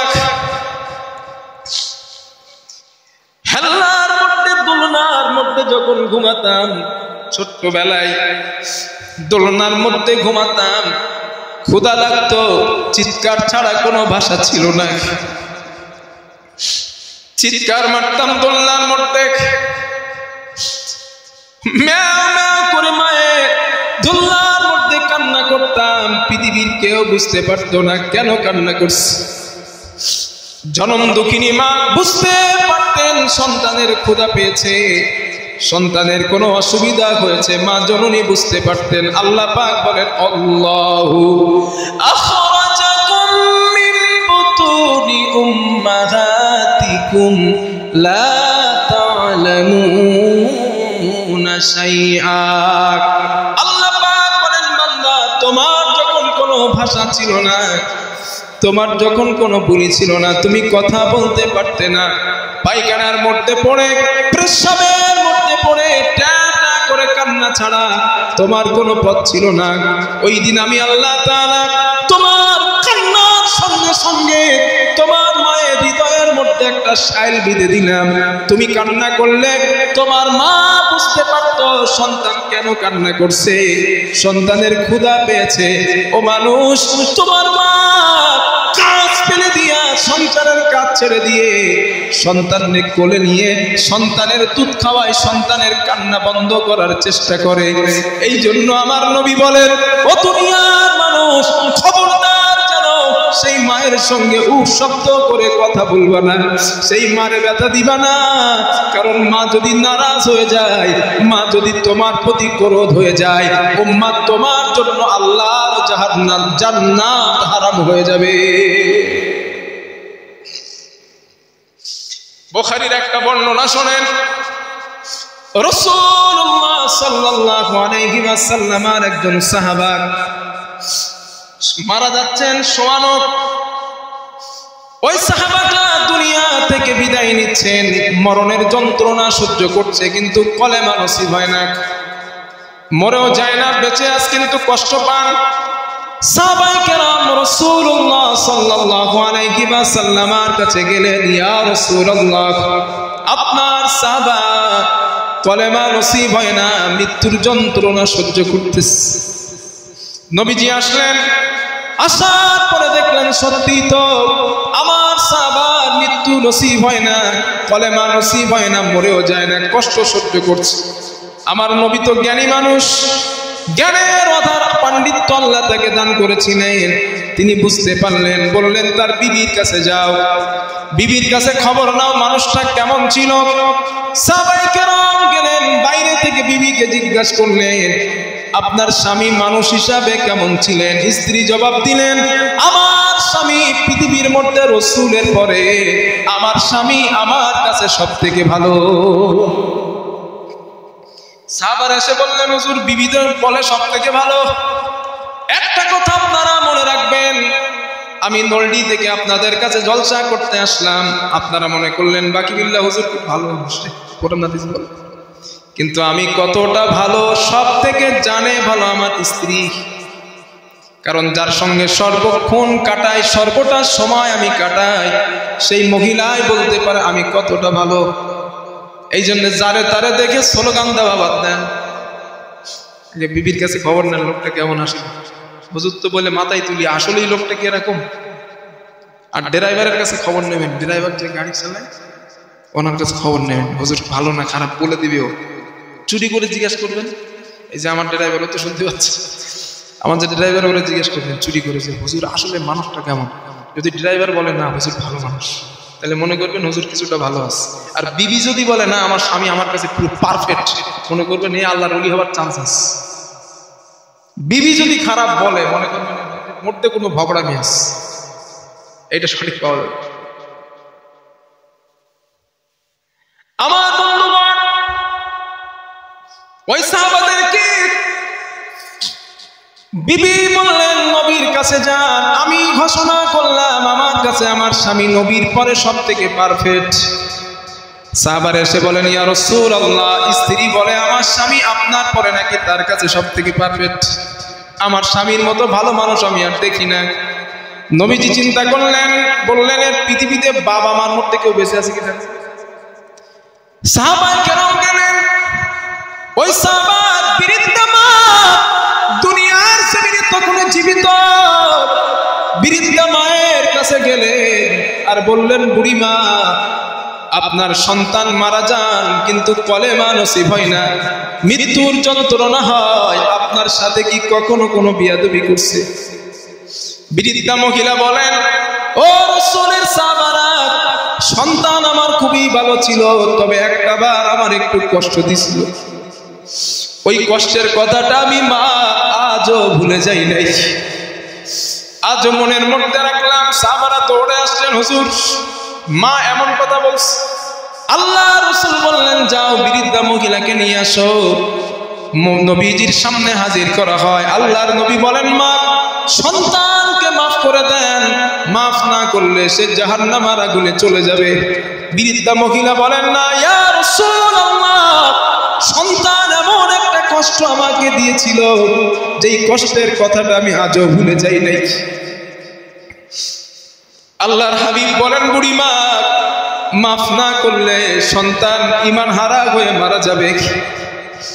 বুড়িমা বলেন মাফ করব না। নবী বললেন সাহাবারা আগুন প্রজ্বলিত করো, চিতা বানাও, কাঠ একত্রিত করো, জ্বালায়া দাও, ওইগুলা দিয়া মা জননী ওই সন্তানকে আগুনের মধ্যে সাহাবাকে ফেলে দাও। চিতা তৈরি করা হলো, আগুন জ্বালানো হলো, ওই আগুনের চিতায় সাহাবাকে ফেলে দিবেন। মা বললেন দাঁড়ান ইয়া রাসূলুল্লাহ, হুজুর আমার সন্তানকে ফেলবেন না, 10টা মাস আমি এর পেটে ধারণ করেছিলাম, একে দুনিয়ার আলো দেখানোর জন্য প্রসবের ব্যথা সহ্য করেছিলাম, আমি 2.5 বছর বুকের দুধ আমি পান করিয়েছিলাম, হুজুর ওকে আমার সামনে আগুনে ফেলে দেবেন না। নবী বললেন বুড়িমা এই দুনিয়ার আগুনের যতটা তাপ, এই আগুনের থেকে জাহান্নামের আগুনের তাপ 70 গুণে বেশি। এই দুনিয়ার আগুনে আপনার ছেলে চলতে চলতে মারা যাবে, এটা আপনার সহ্য হলো না। কিয়ামতের দিন যখন আপনাকে মাফ করে না দেওয়ার কারণে সন্তান জাহান্নামে যাবে, ওই দিন কি আপনার সহ্য হবে? বুড়িমা বললেন ইয়া রাসূলুল্লাহ, আমি আমার সন্তানকে এই মুহূর্তে আমি মাফ করে দিলাম। হাদিসের মধ্যে পাওয়া যায় রাসূলের ওই সাহাবাটার মা যখন বললেন মাফ করে দিলাম, ওই সাহাবার জবান থেকে বার হয়ে যায় লা ইলাহা ইল্লাল্লাহু মুহাম্মাদুর রাসূলুল্লাহ। এই কথা বলে মারা গেছে। এই হাদিস দ্বারা কি বুঝতে পারলাম? মায়ের দিলে ব্যথা দিয়ে যদি আপনি আঘাত দিয়ে আপনি সাইডে চলে যান বা আঘাত মা পেয়ে অবস্থায় মারা যায়, কবলে কিন্তু দুঃখ আছে, একদম দুঃখ। কারণ রাসূলের সাহাবার মায়ের দিলে আঘাত দেওয়ার কারণে কলেমা নসিব হচ্ছে না। আমরা তো তাদের থেকে অনেক গুনাহগার। রাদিয়াল্লাহু আনহুম ওয়া রাদু আন, আল্লাহ যে সাহাবাদের ব্যাপারে বলেছিলেন আমি আল্লাহ আমার নবীর সাহাবাদের উপরে খুশি আর ওরা আমি আল্লাহর উপরে খুশি। ওই সাহাবায়ে কেরামদের মধ্যে কারো একজনের অবস্থা যদি এমন হয় মায়ের দিলে ব্যথা দেওয়ার কারণে, আমাদের অবস্থা কি হবে? স্ত্রীর কথা শুনে মারে কষ্ট দেন, বাবারে কষ্ট দেন, না প্রিয় ভাইয়েরা, বাবা মা যদি উহ শব্দ করে ফেলে কপাল কিন্তু চলে গেছে, খুব সমস্যা। প্রিয় ভাইয়েরা, স্ত্রী আপনার স্ত্রী, আমি আবার বলছি, স্ত্রীকে ভালোবাসুন, সম্মান করুন, ইজ্জত করুন, তার চাহিদা পূরণ করুন, তার চাওয়া পূরণ করুন, সব ঠিক আছে। তবে মায়ের স্থান মায়ের জায়গায়, স্ত্রীর স্থান স্ত্রীর জায়গায়। স্ত্রীর মর্যাদা তাকে দেন, বাপ মার মর্যাদা বাপ মাকে দেন। নিজে এসিতে ঘুমান, বাপ মা বিরিদ্ধা, বাপ মার ঘরে এসি লাগাই দেন, তাহলে বেইনসাফি করা হবে। নিজেরা থাকি ভালো করে আরামদায়ক এসিতে, আর বাপ মারা দেয় টেবিল পাখা, ফ্যান পাখা। না পারলে আলাদা জিনিস, কর্তব্য তো আছে সন্তানের, না? ও আহা, আমার চাচাজি অন্য হিসেবে বলছেন আর কি। আহা না, এই বেইনসাফি করা যাবে না। বিবির জন্য যেমন মানের কাপড় নিয়ে এসেছেন, আম্মারে এনে দেন ওই মানের কাপড়। আল্লাহর কাছে জবাব দিতে হবে। আব্বা আম্মা যদি খুশি হয়, বিশ্বাস করেন আল্লাহর জান্নাতে যাবেন, বিশ্বাস করেন আমার কথা। আব্বা মা যদি খুশি হয়, আল্লাহর কসম করে বলছি, আপনি জান্নাতে যাবেন। আব্বা মা যদি খুশি থাকে আপনার উপরে। কারণ নবীজি বলেছেন, মুস্তাজাবুদ দাওয়া, 3 শ্রেণী ব্যক্তির দোয়া আল্লাহ কখনো ফেরায় দেয় না। তার মধ্যে একটা মুসাফির, 2 নাম্বার অত্যাচারিত মজলুম, 3 নাম্বার বাবা মা। বাবা মা দোয়া করবে কবুল। আপনারা বাইজিদ বিস্তামি রহমতুল্লাহ আলাইহির নাম শুনছেন না? উনি কিন্তু মায়ের দোয়ায় আল্লাহর ওলি। কিতাবের মধ্যে পাওয়া যায়, একটা ঘটনা শোনা, একটা বাইজিদ বিস্তামি রহমাতুল্লাহ আলাইহি ছোট মানুষ, রাতের বেলা মা বললেন, বাইজিদ আমার তৃষ্ণার্ত লেগেছে, একটু পানি খাওয়াও। হযরত বাইজিদ গেলেন, বাইজিদ বিস্তামি রহমাতুল্লাহ আলাইহি রান্না করে গেলেন, পানি আনার জন্য গেলেন। দেখলেন পাত্রের মধ্যে কোনো পানি নাই, পাত্রের মধ্যে কোনো পানি নাই। চিন্তা করলেন, গভীর রাত, মা আমার কাছে পানি খাওয়ার জন্য বলেছেন, এখন পানি তো আমার নিয়ে যেতে হয়। গভীর জঙ্গলে চলে গেলেন, কূপের ধারে গেলেন, কূপ থেকে বালতি করে পানি ওঠালেন, ওই পানিটা নিয়ে তিনি আসছেন। ছোট্ট মানুষ, দেখলেন শীতের রাত, ঠান্ডার রাত, মা জননী এসে দেখলেন মা জননী ঘুমিয়ে গিয়েছেন। হযরতে বাইজিদ মায়ের মাথার কাছে দাঁড়ানো, তিনি চিন্তা করলেন, আমি যদি পানিটা রেখে ঘুমায় যাই, আমার মা উঠে যদি দেখে বাইজিদ পানি আনে নাই, আমার মা কষ্ট পেয়ে যাবে। না না, আমি আমার মায়ের ঘুম ভাঙার জন্য অপেক্ষা করি। হযরতে ছোট্ট বাইজিদ মায়ের মাথার কাছে পানির গ্লাসটা হাতে নিয়ে দাঁড়ানো। ফজরের আজান যখন হয়ে যায়, বাইজিদের মায়ের ঘুমটা ভেঙে যায়। বাইজিদের মা ঘুম থেকে জাগ্রত হয়ে দেখে ছোট্ট বাইজিদ ঠান্ডার মধ্যে পানির গ্লাসটা ধরে ঠক ঠক করে কাঁপতেছে। মা পানির গ্লাসটা নিলেন আর বললেন, বাইজিদ এখনো কেন তুমি ঠান্ডা পানি নিয়ে ঠান্ডার মধ্যে দাঁড়ানো? কেন বাইজিদ, কেন তুমি শো নাই, ঘুমাও নাই? হযরত বাইজিদ জবাব দিলেন, মা আপনি পানি আনতে বলেছিলেন, ঘরে পানি ছিল না, জঙ্গলের মধ্যে পানি আনতে গিয়েছিলাম, আসতে একটু দেরি হয়ে গিয়েছে, এসে দেখলাম আপনি ঘুমিয়ে গিয়েছেন, আপনাকে ডাকবো ঘুমটা ভেঙে যাবে, এই জন্য আপনারে ডাকলাম না। মা আমি চিন্তা করলাম, কখন না জানি আপনার ঘুমটা ভেঙে যায়, আপনি উঠে যদি দেখেন বাইজিদ ঘুমায় গেছে, পানি নাই। মা এই চিন্তা করে সারা রাত আপনার মাথার কাছে পানির গ্লাসটা নিয়ে আপনার মাথার কাছে দাঁড়ায়, কখন মায়ের ঘুমটা ভেঙে যাবে। হযরত বাইজিদের মা পানি পান করলেন, ছোট্ট বাইজিদকে ঘুম পাড়ায় দিলেন। বাইজিদ ঘুমায়, মা উজু করে নামাজের পাটিতে গেলেন, নামাজ আদায় করে আল্লাহর কাছে 2 হাত উঁচা করে বলেন, আল্লাহ আমি বাইজিদের মা, আমি বাইজিদের মা, আমি গুনাহগার হইতে পারি, তবে আমি তো বাইজিদের মা, ও আমার সন্তান।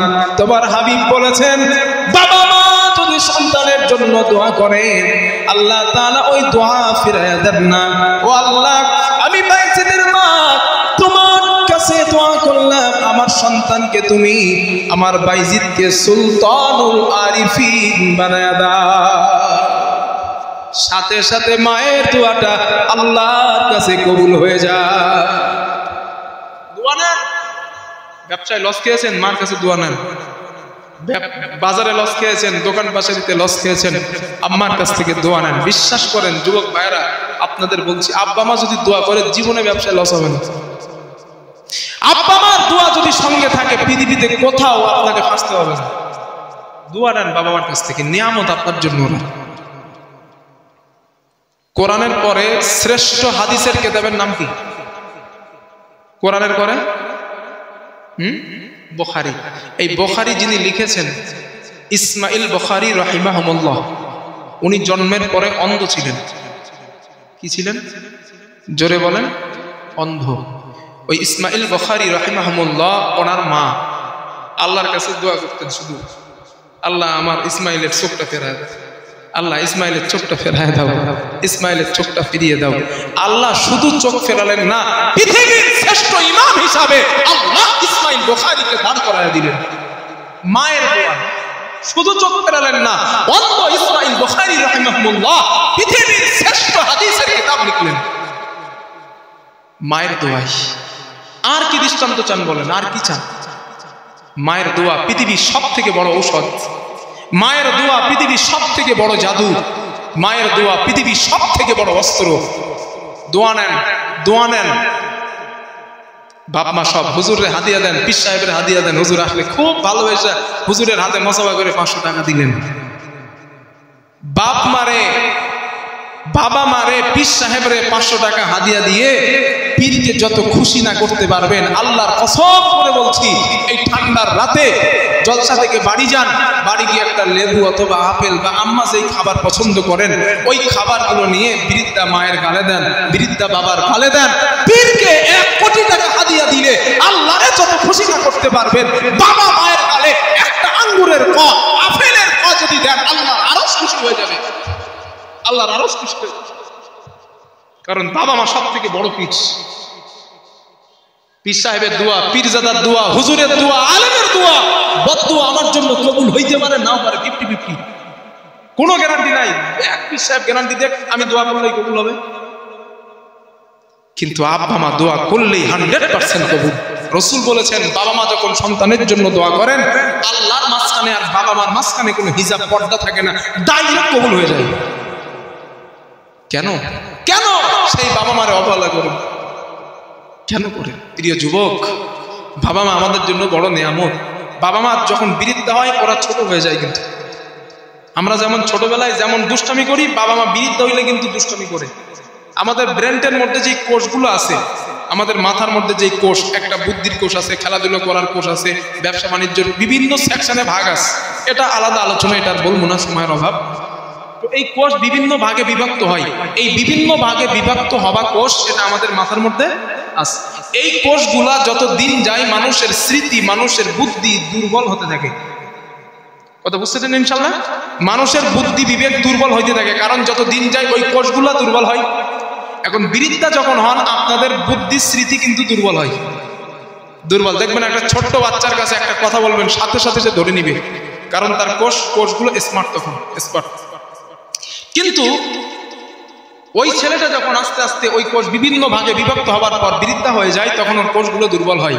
এই জন্য বৃদ্ধা বাবা মা, যুবক ভাইয়েরা, একটা ভালো কথা, যুক্তিসঙ্গত কথা, এরপরও বাবা মা হাত তুলে দেয়, এই এটা ঠিক না, কিন্তু ওইখানে রাখলে হবে না। কারণ এটা মনে করতে হবে, ওই সময় আমার বাবা মা বৃদ্ধ হয়ে গেছে, বাবা মা এখন একটু ভুলভাল করবে, এটাই স্বাভাবিক। আমরা সন্তান, আজ যদি আপনি বাবা মারে কষ্ট দেন, এটা ভুলে যাবেন না আমাদেরকেও একদিন বাবা মা হতে হবে। এটা ভুলে যাবেন না কখনো। যদি বাবা মা আপনার কাছে বুড়ো হয় আর বুড়ি হয়, আপনার সন্তান যেটা দুনিয়াতে আসছে, আপনি বুড়ো বুড়ি হবার পর বৃদ্ধাশ্রম আপনার কপালে জুটবে না, বৃদ্ধাশ্রম জুটবে না আপনার কপালে। লিখে রেখে দেন, যা করবেন তাই ফিরে পাবেন। মহিলারা শুনছে আমার বক্তব্য, মহিলারা শুনছে। মা বোনদেরকে বলছি, যারা বউ আছেন, শাশুড়ি শ্বশুরের সঙ্গে যা ব্যবহার করবেন, অপেক্ষা করেন কয়েকদিন পরে আপনার শ্বশুর শাশুড়ি হইতে হবে। আজকে তাদের সঙ্গে যে ব্যবহার করবেন, ঠিক ওই ব্যবহারটাই আপনার ছেলে বউয়ের কাছ থেকে ওই ব্যবহারটা ফিরে পাবেন। লিখে রেখে দেন আমার কথা, বিশ্বাস না হলে 100% এটা হবে, 100%। আমার আম্মা গল্প করতেন, এখনো করেন, আলহামদুলিল্লাহ, আব্বা আম্মা জীবিত, আল্লাহ ওনাদের হায়াত দারাজ করেন। তো আম্মা এখনো গল্প করেন। আমরা ফ্যামিলিতে আলহামদুলিল্লাহ অনেক রিলেটিভ। আব্বা বন্ধুর মতো আমার কাছে। আমার আব্বা বয়স হয়ে গেছে, আপনাদের মতো বয়স, দাড়ি পেকে গিয়েছে, কিন্তু আব্বা আমি সব বন্ধুর মতো। এটা আমার ফ্যামিলিতে আলহামদুলিল্লাহ। তো আম্মা আমাকে বলেন যে তোমার দাদিমাকে আমরা খুব ভালোবাসতাম। আমার আব্বুরা 4 ভাই, মানে 4 বউ। তো আমরা খুব ভালোবাসতাম তোমার দাদিমারে। আমি দাদিমারে দেখেছি ছোট অবস্থায়, আর দাদু তো বড় অবস্থায় চলে গেছেন। তো দাদু জানাজাটা পড়াতে পেরেছিলাম, দাদিমার পড়াতে পারিনি, তখন আমি হাফেজি পড়ি, ছোট মানুষ। তো দাদিমাকে আম্মারা খুব যত্ন করতেন। আমার দাদু ভাই ছিল খুব রাগী মানুষ, আমি দেখেছি অনেক রাগী মানুষ। এত রাগী, বৃদ্ধ বয়সে বৌমাদের লাঠি নিয়ে তাড়া দিত।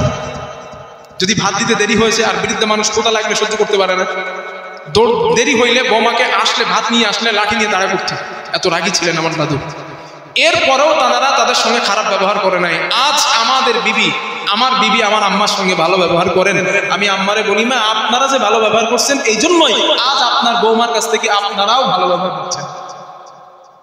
আমি বলি, এই কথা বলি, আমি ওপেন ক্যামেরার সামনে বলছি, হয়তো কখনো শুনবে, আমার ফ্যামিলি আমার বক্তব্য শোনেন, হয়তো কখনো তাদের কানে যেতে পারে। আমি আমার আম্মাকে বলি, আব্বুকে বলি যে আপনারা আপনার আব্বা আম্মার সঙ্গে ভালো ব্যবহার করেছিলেন, এজন্যই আমার স্ত্রী আপনাদের সঙ্গে ভালো ব্যবহার করেন, না তো করার কথা না। এই জন্য যুবক ভাইরা স্ত্রীদের বলবেন, আমার আব্বা মারে ভালোবাসো, আমি তোমাদের ভালোবাসবো, আমি তোমাকে ভালোবাসবো।